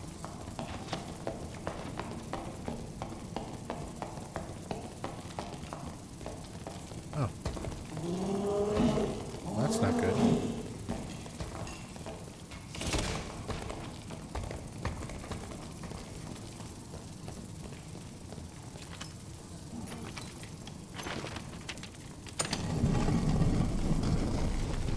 Leave me alone, Ghost King.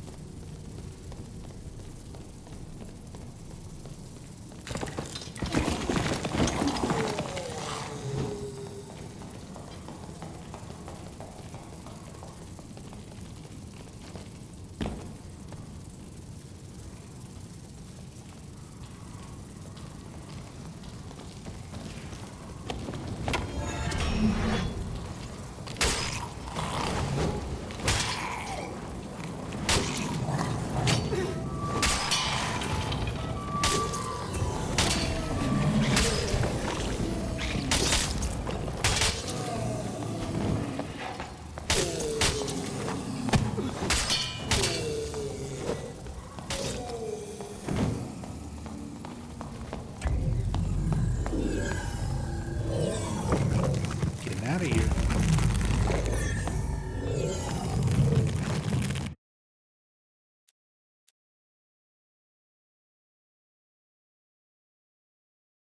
Oh, I'm maxed out. I gotta start doing high roller.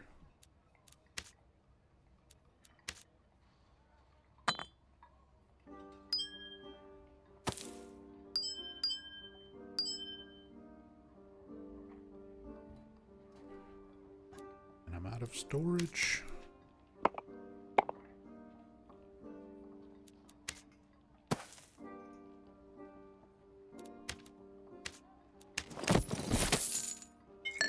But anyway, there's stuff I'm looking forward to in Townfall.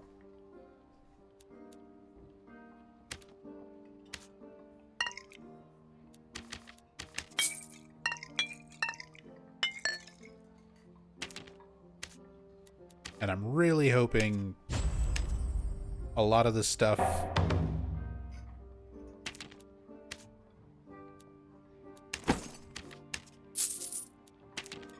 I'm really hoping a lot of the stuff that's, you know, I feel like is fairly obvious in the trailer and everything. I feel like it's very obvious that they're hinting at like character in a coma type of situation. To the point where I really hope it's not just as blatant and obvious as that there's more to it.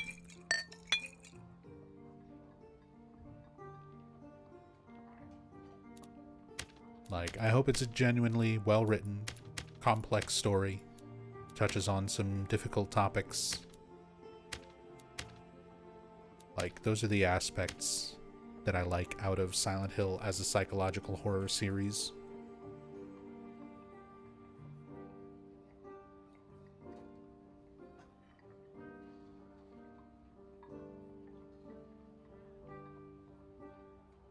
Not sure, but I think I saw you switch between them as the story progresses. For Resident Evil 9. Yeah, I figured it might be that. But, yeah, I didn't want to assume if it was similar to, like, Resident Evil 2 style. You just pick a character, and then you play through that character's scenario. And then you can pick the other character and go through the alternate perspective, essentially.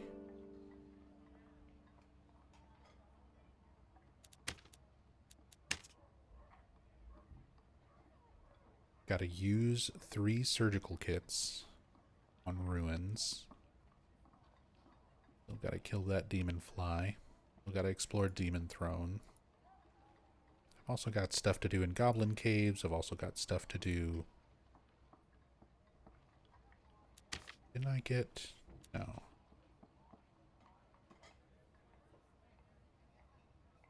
Got a bunch of things to do in Ice Caverns. I did get this. Explore the graveyard in ruins.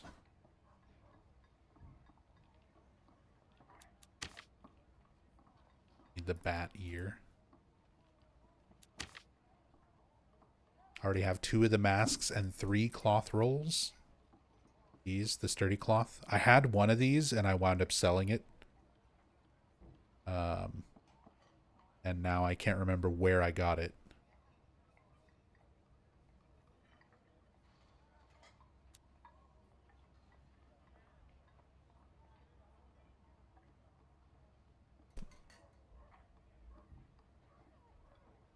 Tents in Goblin Caves.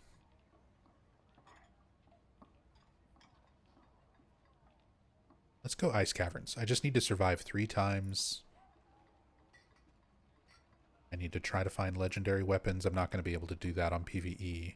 I have to go into normals or high roller. Need to kill frost sentinels. Need to kill ice hounds. Need to kill all of the skeletons. Need to look for wooden masks. These I know you can pick up at the pyramid in Ice Caverns.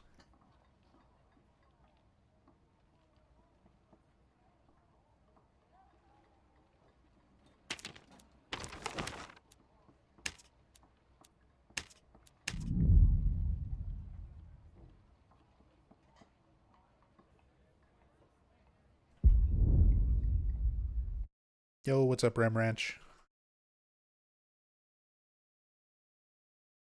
Don't remember where I got mine. Feel like Goblin Caves, but maybe not. The masks? I saw a video where someone showed it just spawned at the top of the pyramid in Ice Caverns. That's the only spot I know of.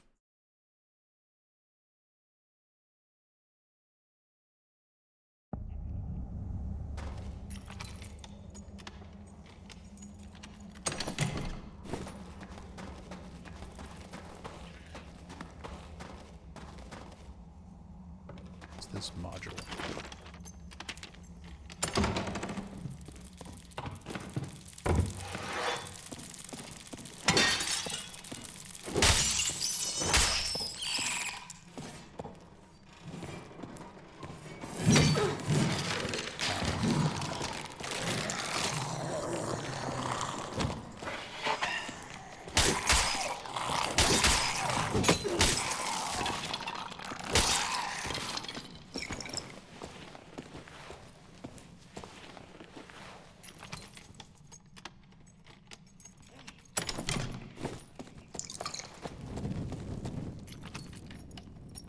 Froze to death so many times in this cave. Same here. Still do sometimes.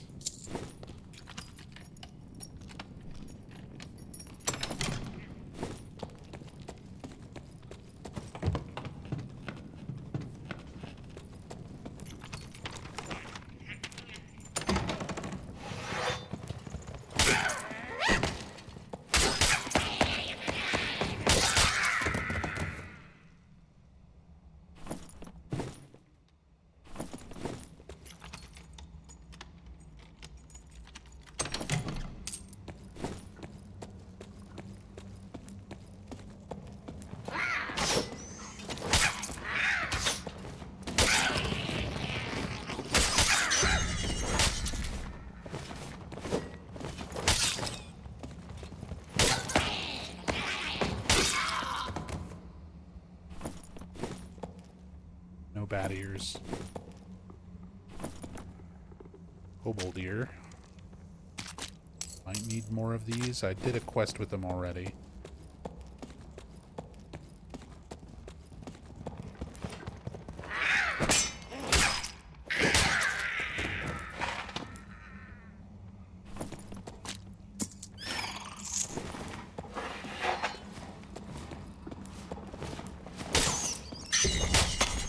This game is very violent and gory. This game contains scenes.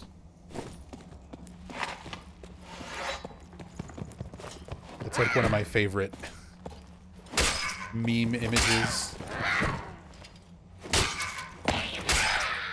Is like the Silent Hill 3 graphic content warning. But it's been edited so it just says this game contains scenes or may contain scenes.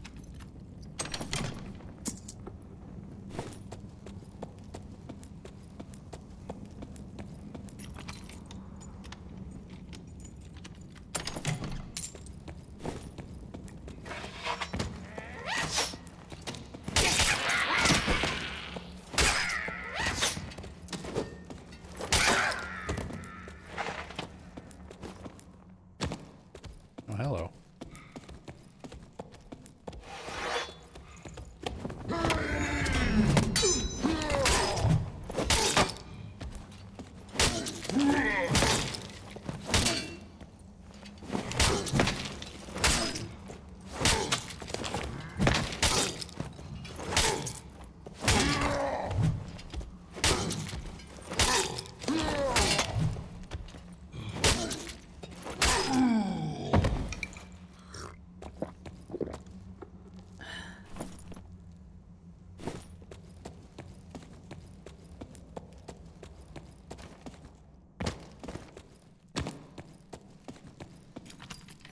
Nice, not locked.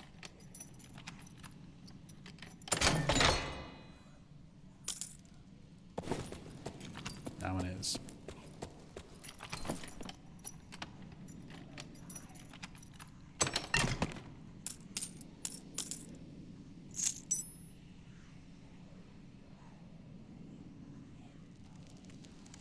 Or 10 additional armor. Those are pretty good.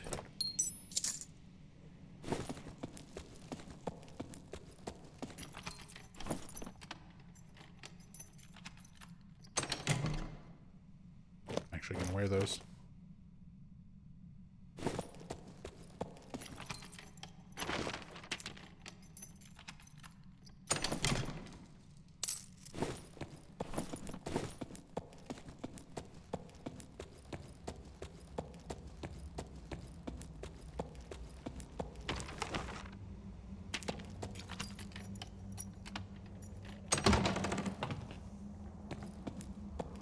Oh, I do need to kill this Yeti.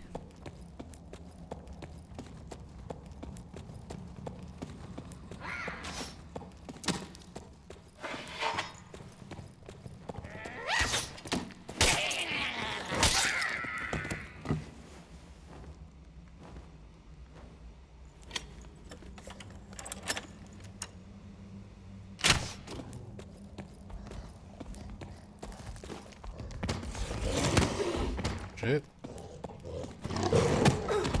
Come on. Get up there. Did they fix this spot?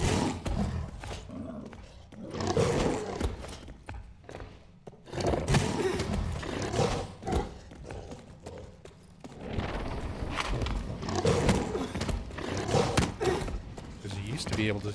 Oh, wait. Here we go.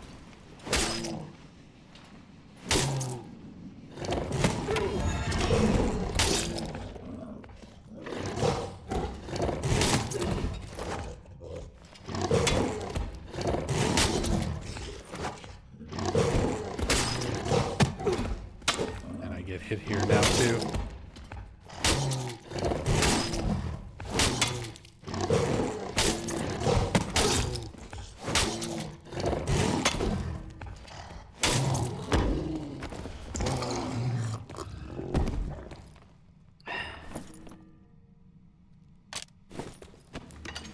Well, camp for a bit. Out of nowhere question, but have you ever played Guilty Gear Strive? I have. I've put a decent amount of hours into playing Strive. Big fan of the Guilty Gear series in general. Been playing Guilty Gear for a long, long time. And in Strive, I started playing it pretty much on launch. And I only really play May.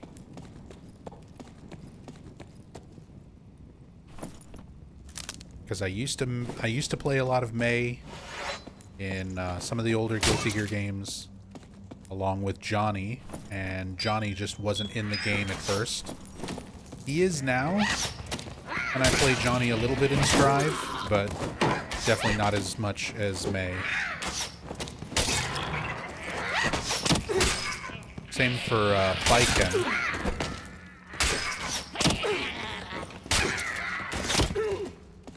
Oh, stop.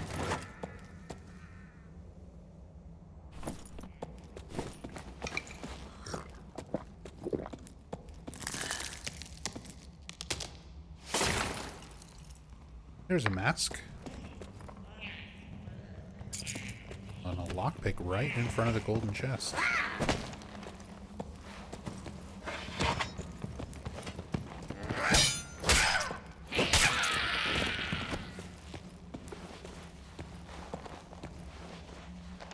But yeah, Strive is good. Good fighting game. Like it a lot.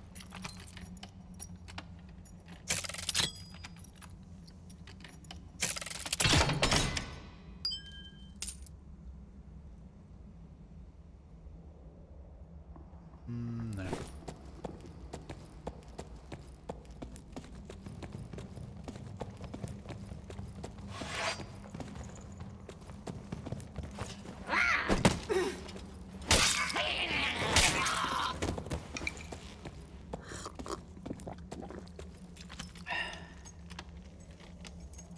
Haven't paid much attention to Requiem because spoilers.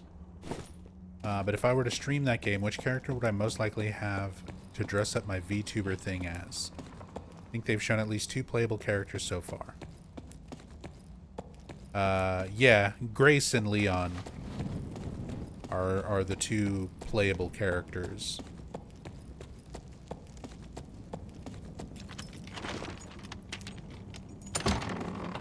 Leon would probably be a good one to do a dress up as.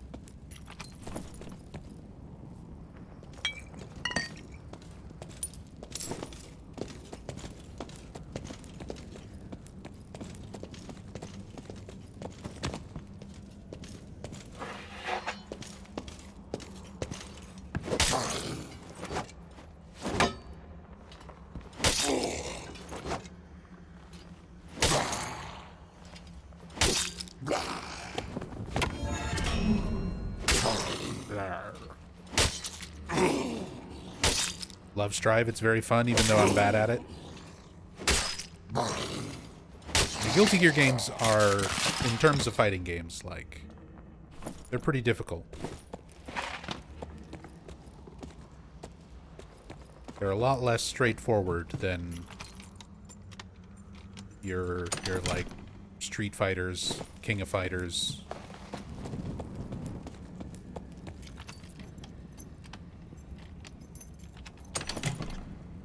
But it is a lot of fun. Some excellent visuals. Some killer fucking music, excuse me.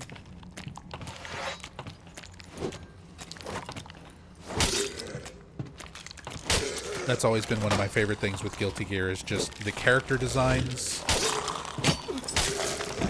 and the music are so good.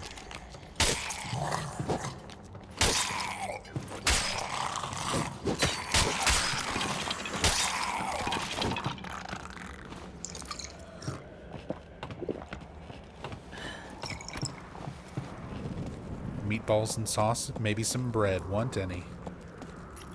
Offering me balls? Yeah, I was actually going to try and figure out something to eat here, so I'll do that. That sounds good.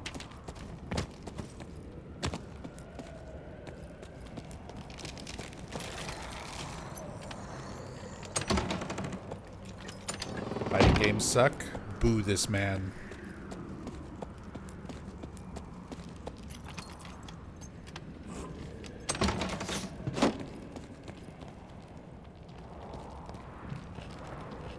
Boo this man.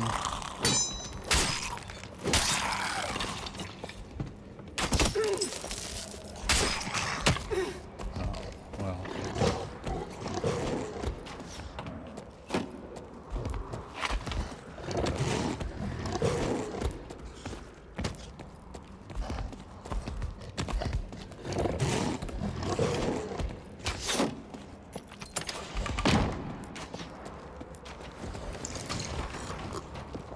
You broke it. Am I gonna get a boat? Is there gonna be another boat in time?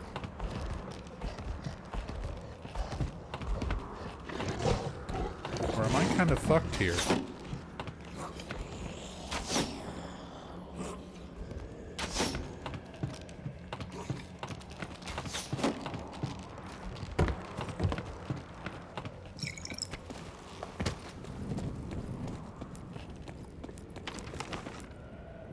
I don't think I can make it.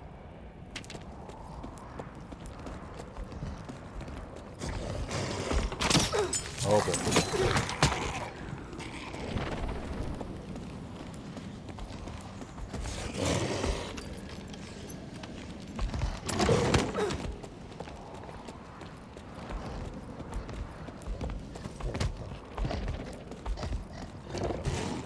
Remember that talk we had about freezing to death here? And how I still do that too sometimes? Oh, nobody even looted the pile? This is so sad.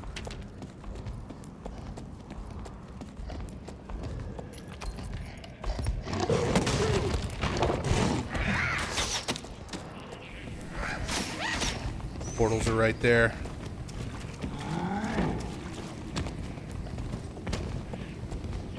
Put the flag down. No. I thought I had a few more seconds.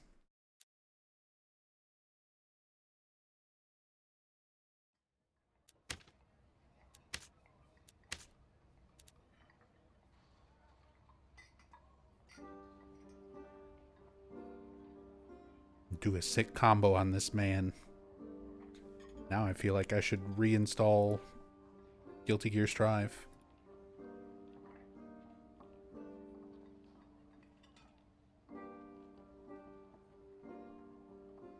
$30 gigs to install. Might be a little too much to try and do on stream. But I might install that for the future, because I haven't played Strive in a while. That game is fun.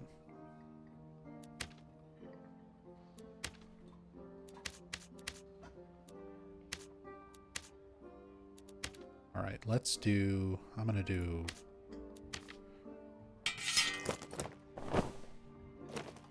a no item run.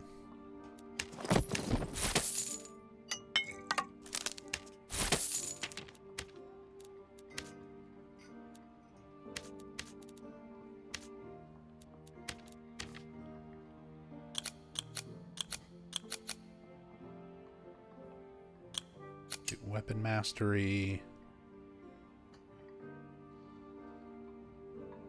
Swift.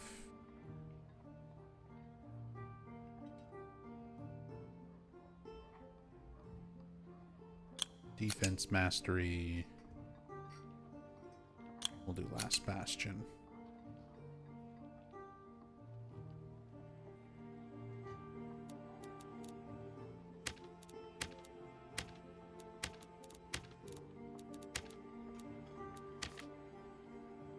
Getting extra vigor, scorched mummy. Also just do strength. And we'll keep that. 2 goblin caves. Normals. We can potentially get legendaries. We can also potentially get killed by other players. But we'll see if I can survive with nothing. Going in with absolutely nothing.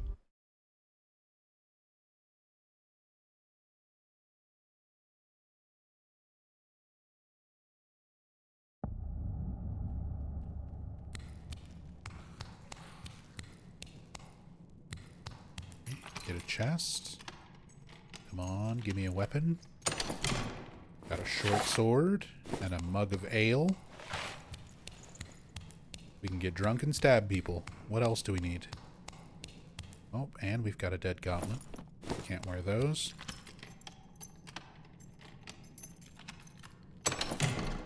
Can't wear those.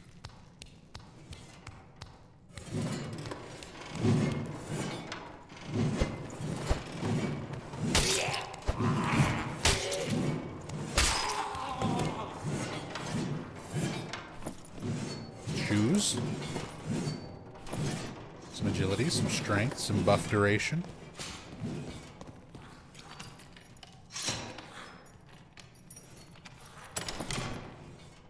Shoes that are not as good.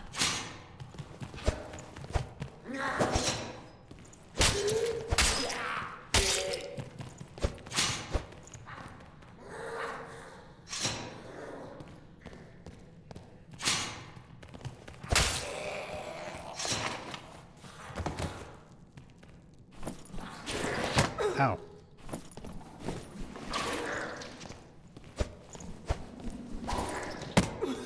Okay.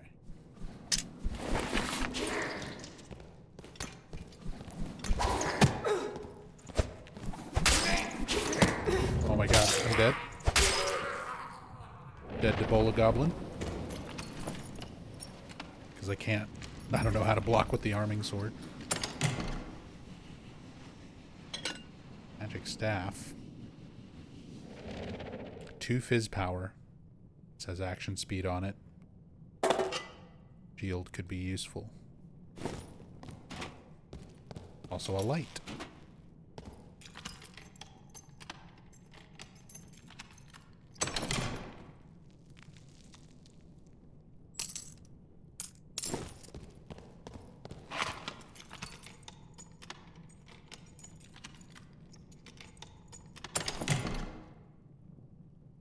Those are much better.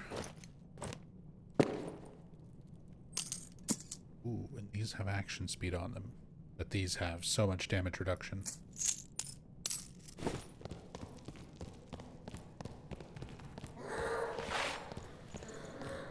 Come on, come over here.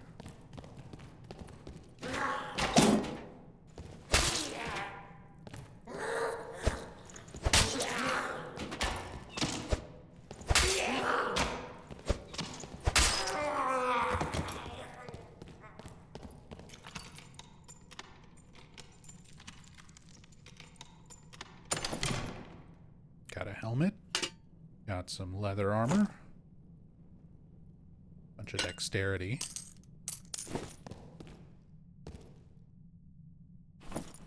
And a bow.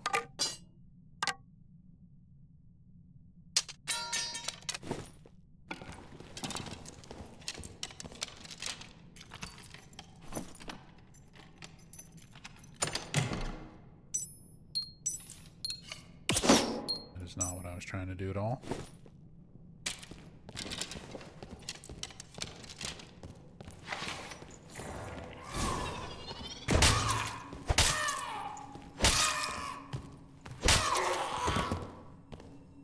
Iron here.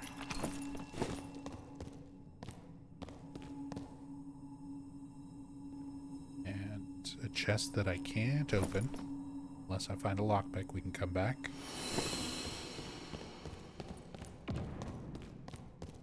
Someone just got hit by a fireball. I need to use this heal shrine. Because if I get in a fight with anybody, I'm losing. I don't even have pants yet. Okay, I found pants. Now I win all the fights.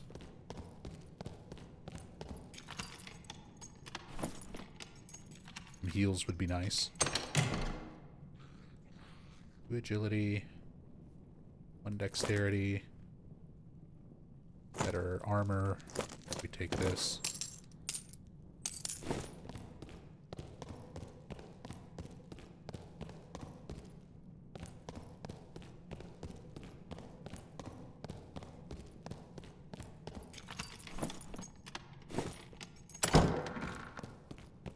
Ooh, I don't want to go in this module. There's almost always players here.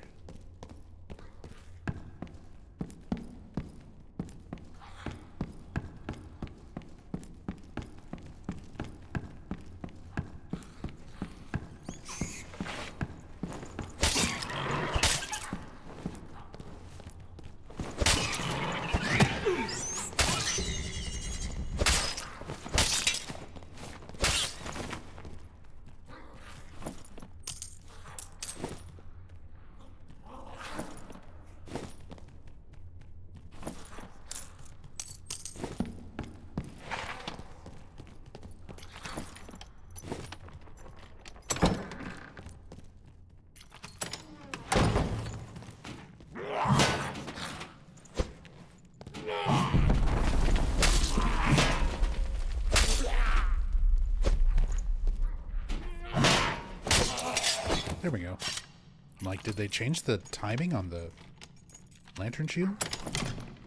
I was just not getting it. Pickaxe. Oh, I should take these gloves.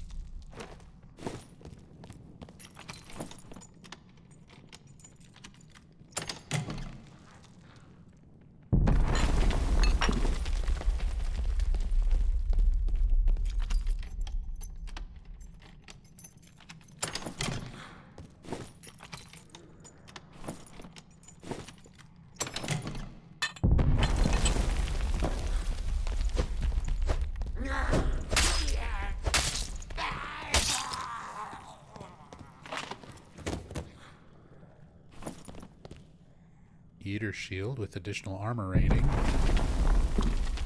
Take that actually.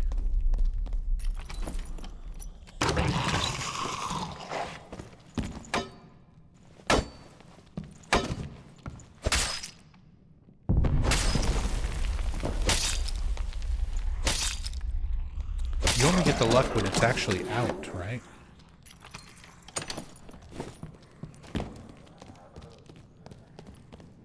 Oh, someone's here.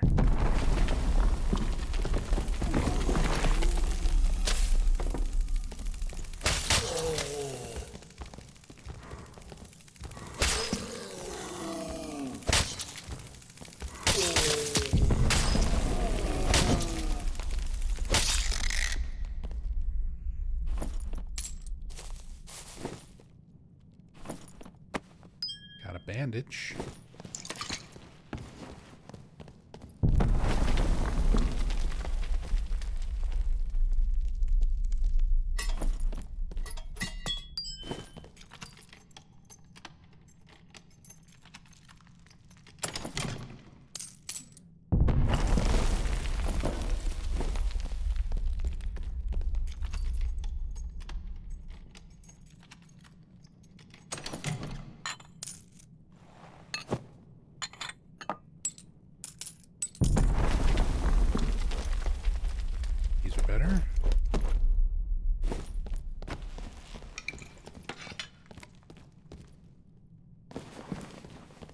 You see that person?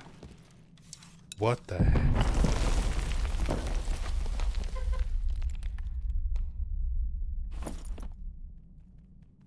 I'm gonna wear his sash. Steal his campfire. Take his torches.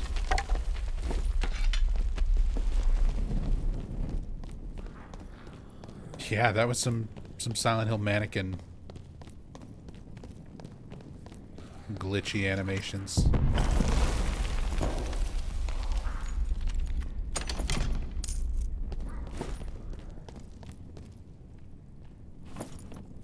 Ooh, a falchion.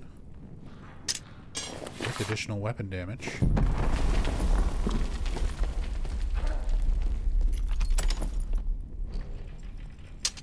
Too bad I can't wear elk woods.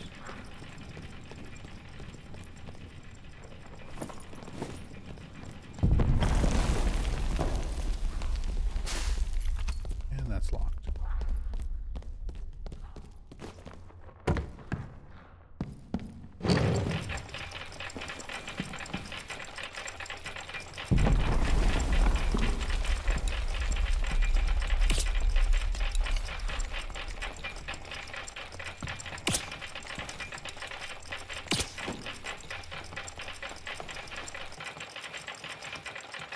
I ain't trusting anybody.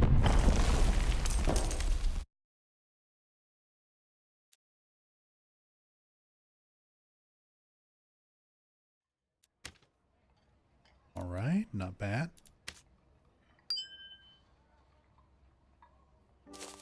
That stuff away.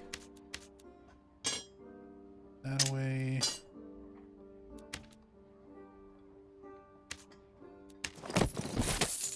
Hell shit.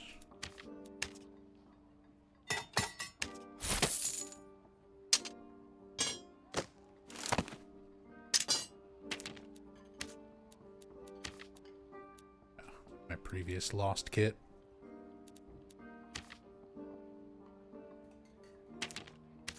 Let that go. Quest's done.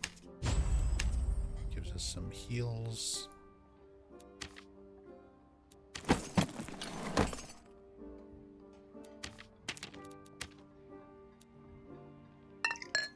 Protection pots. Alright, now I'm gonna keep same stuff I found and go into High Roller.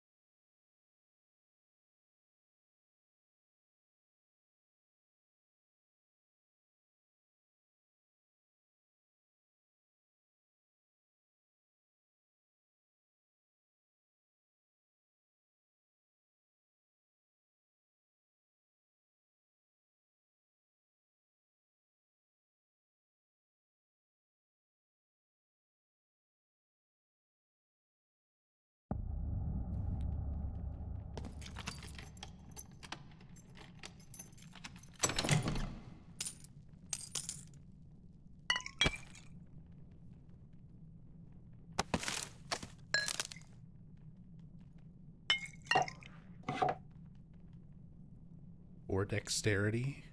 Purple doublet.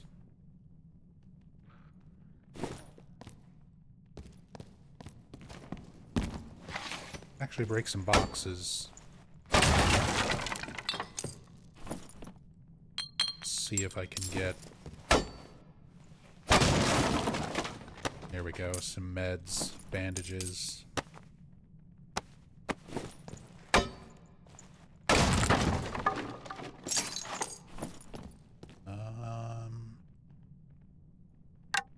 Their survival bow.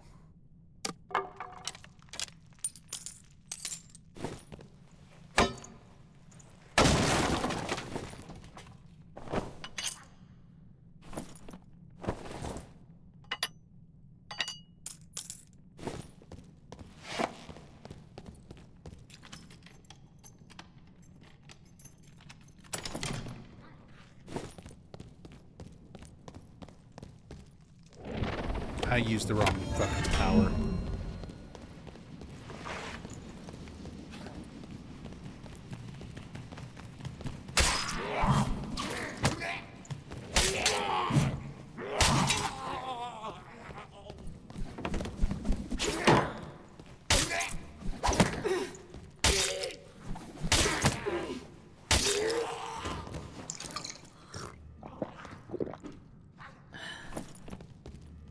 Agility 1 strength.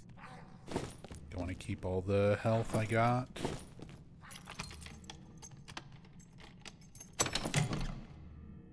Agility 1 strength 2 vigor physical power. Okay,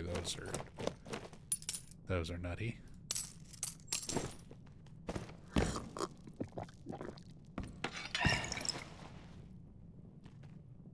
Make some soup.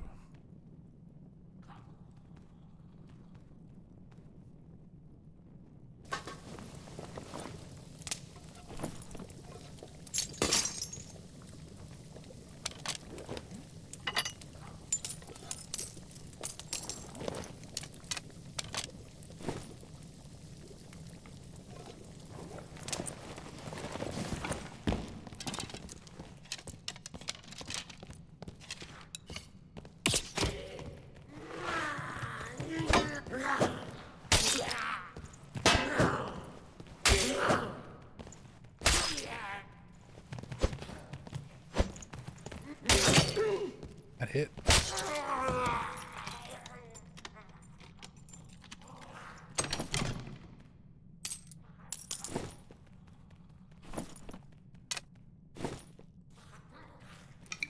Did that one down there just aggro something?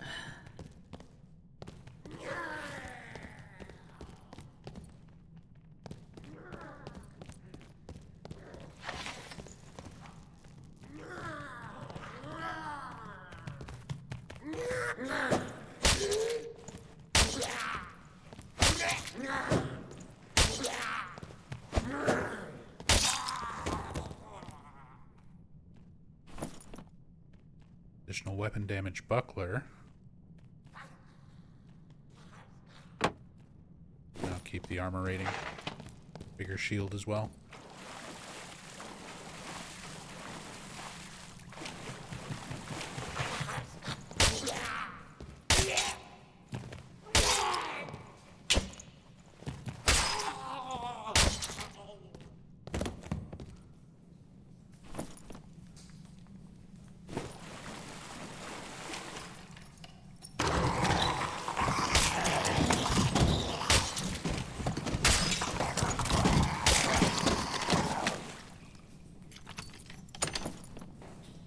Strength. Okay, got a glove upgrade.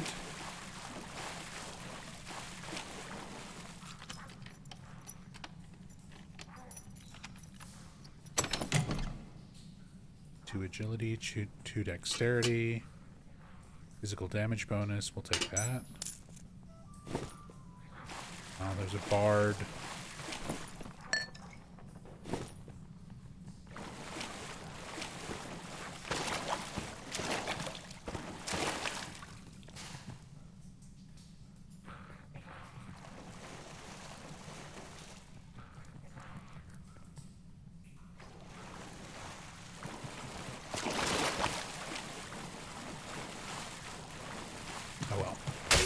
If I gotta fight somebody, I gotta fight somebody.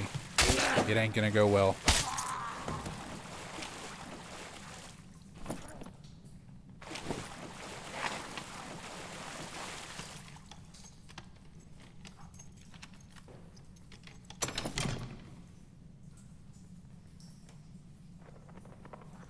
Strength. Bigger physical damage reduction. These are still better. Kind of want the strength on my helmet.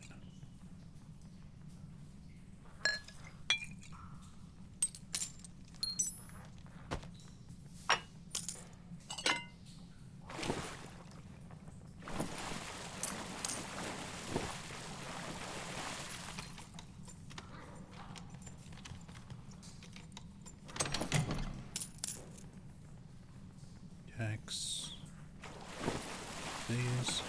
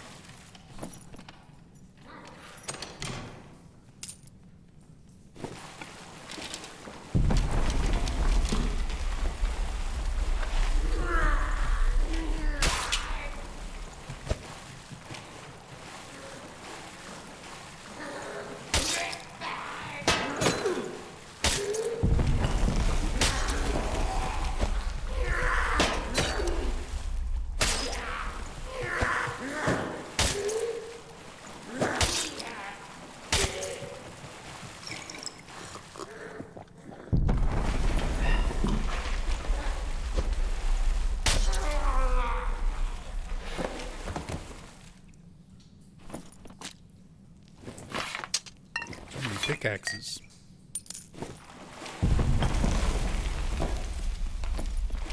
Ooh.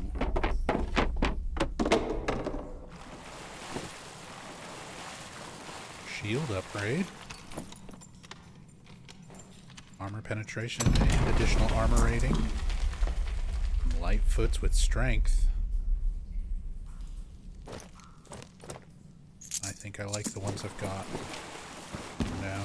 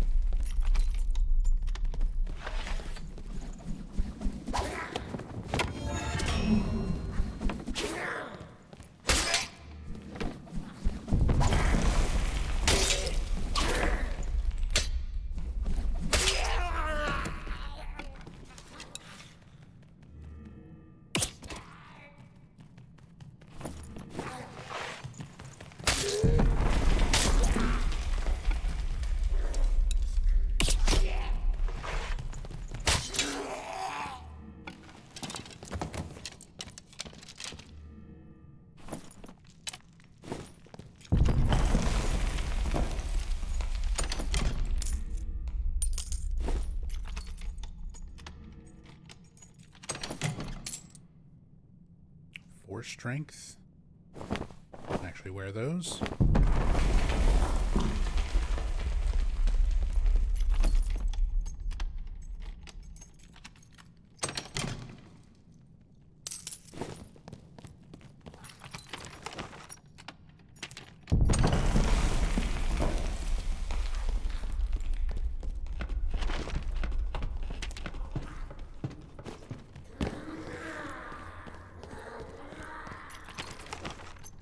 See if I can get to this portal up here.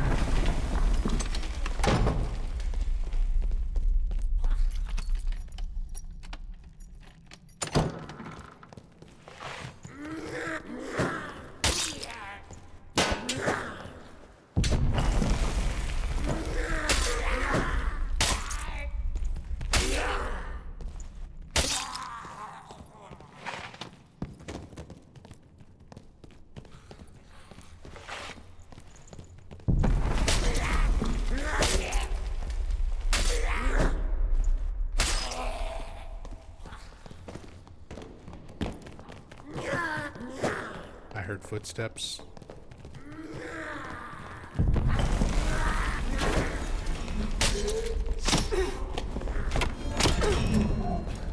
Yeah. I'm gonna die to fucking mobs.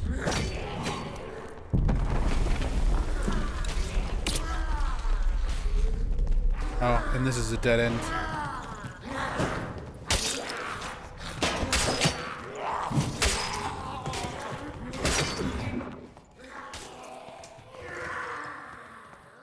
Sometimes there's a door out of that tile, but not this time.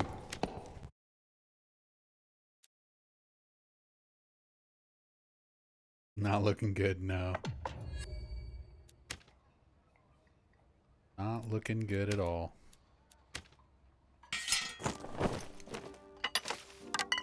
But that's kind of one of the things I like doing in this game. Just to see how well I can do.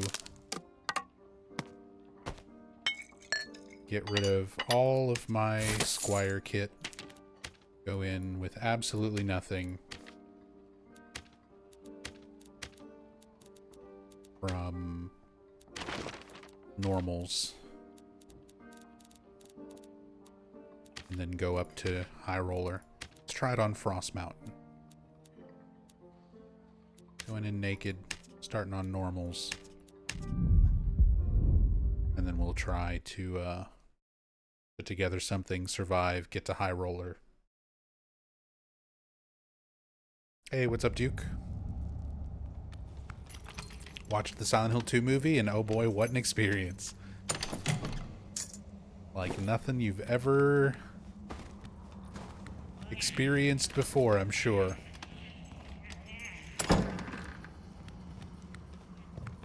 Oh, sturdy cloth. I need that.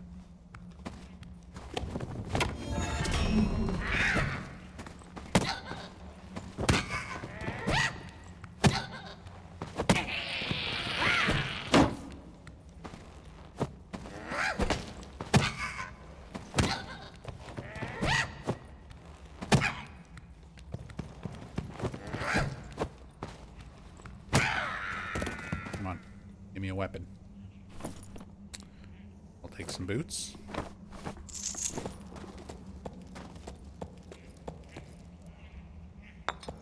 Take a magic potion. More sturdy cloth. Getting the quest items we need. We'll need a weapon. Put this here.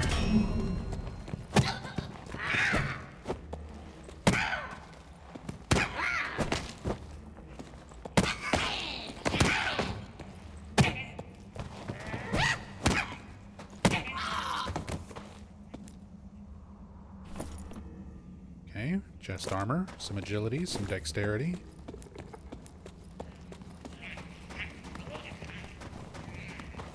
There are weapons, there are weapon, no weapons.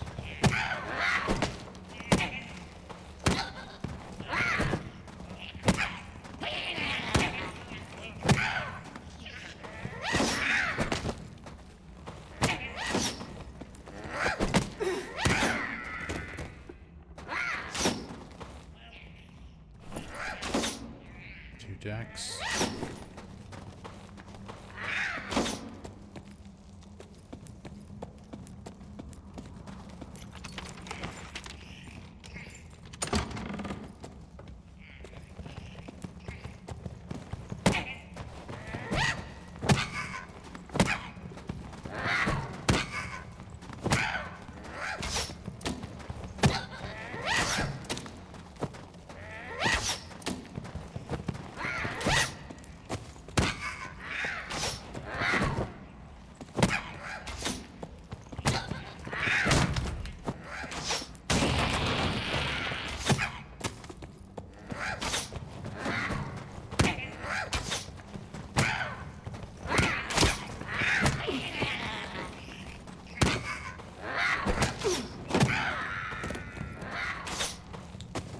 Oh, this is not good.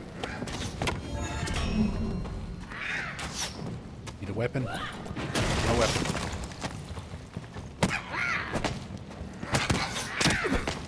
Okay.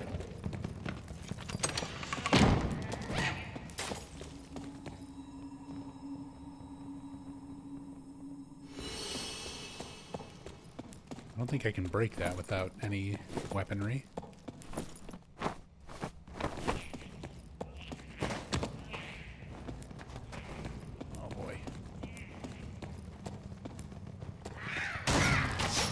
Oh boy.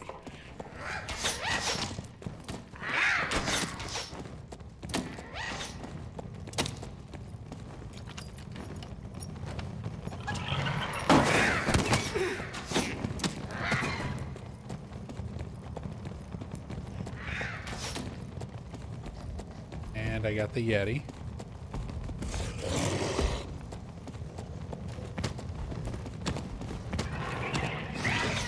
A woodsman axe.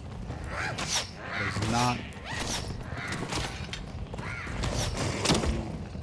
exactly a weapon. I guess technically I can hit things with it.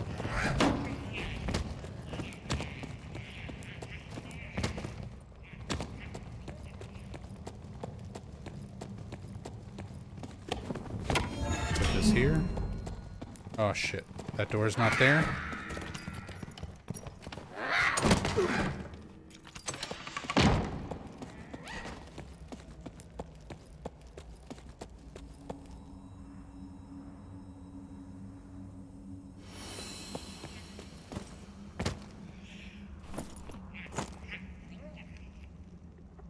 That's a lot of health.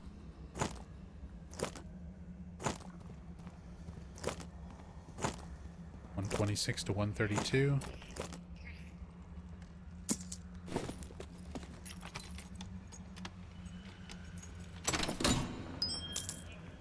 Finally. A weapon. I have a stick.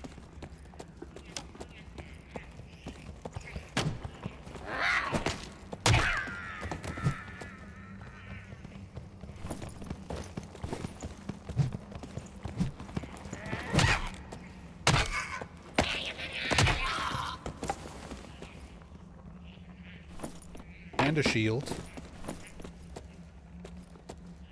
Those are not as good.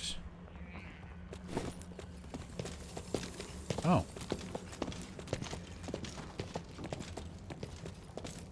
Definitely not really set up to be fighting a skelly champ.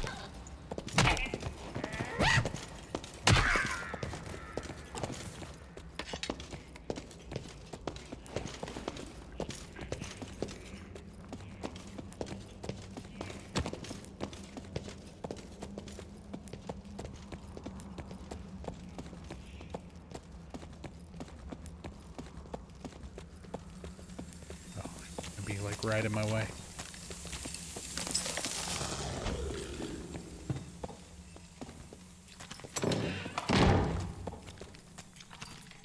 Someone already came through here. I saw the other thing moving. Got pants.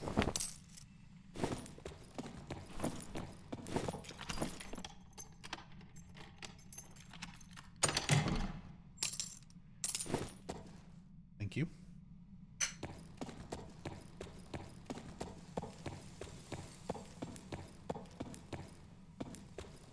You fighting a guy over there?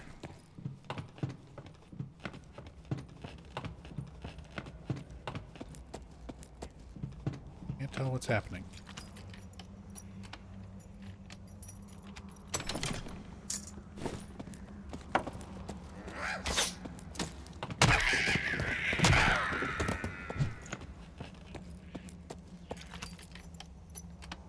Bird Nub gave the Silent Hill 2 movie a 2 out of 5 pillows.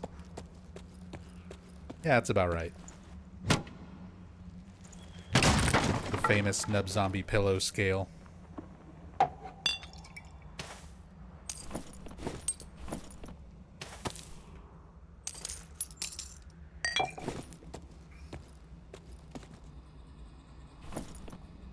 There's better pants.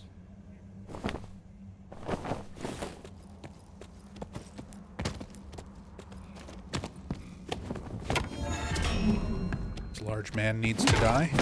Ow.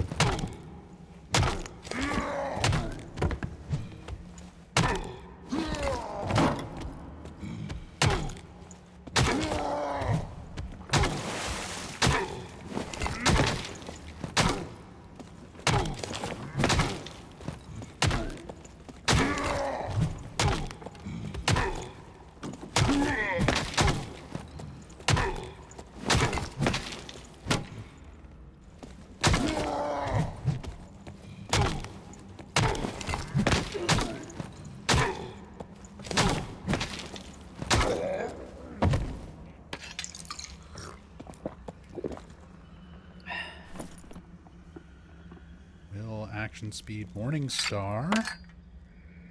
Take that over the club.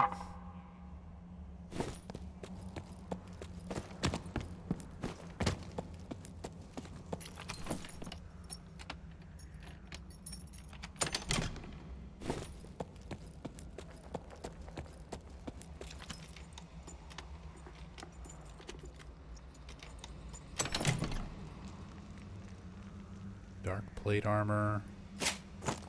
Sure, we'll take the extra health.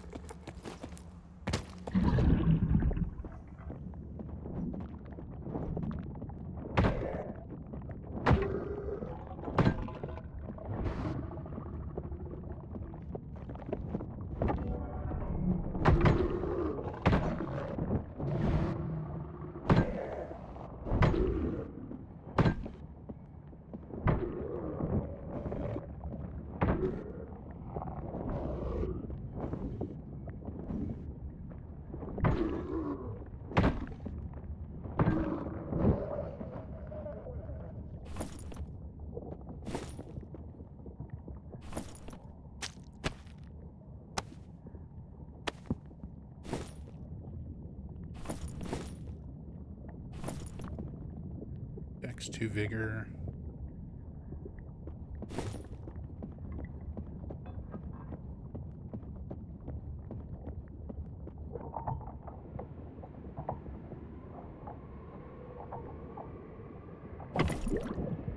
Crossbow.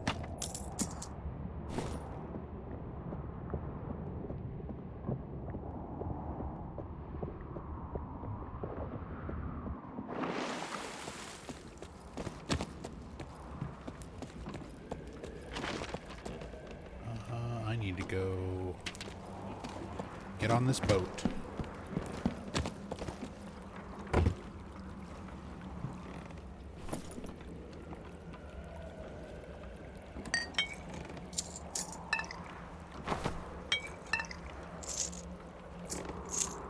Quest things. A little bit of gear, not much.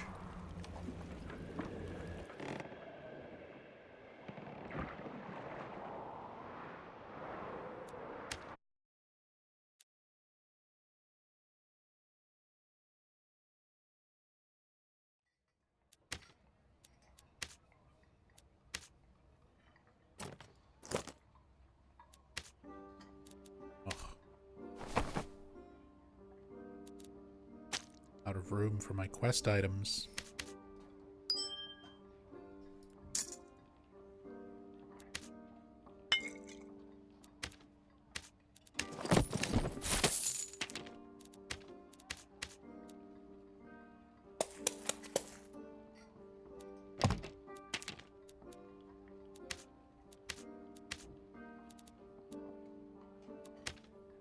All right. Got an achievement. There we go. Couple quests done.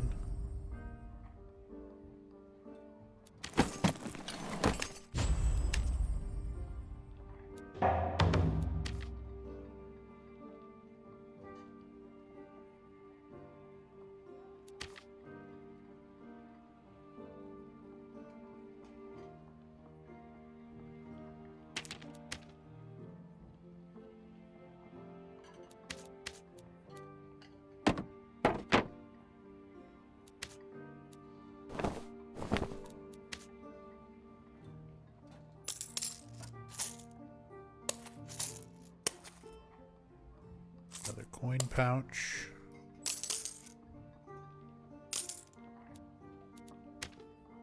All right.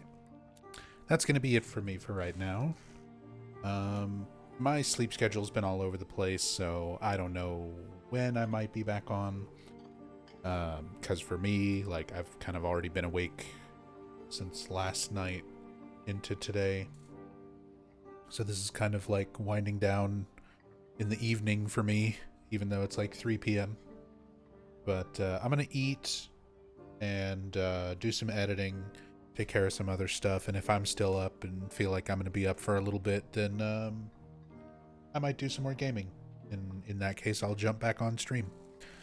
But yeah, thanks you guys for coming by, hanging out, keeping me company while we're delving in the dungeons, getting some quests done. But yeah, catch you guys next time. Much love. Peace.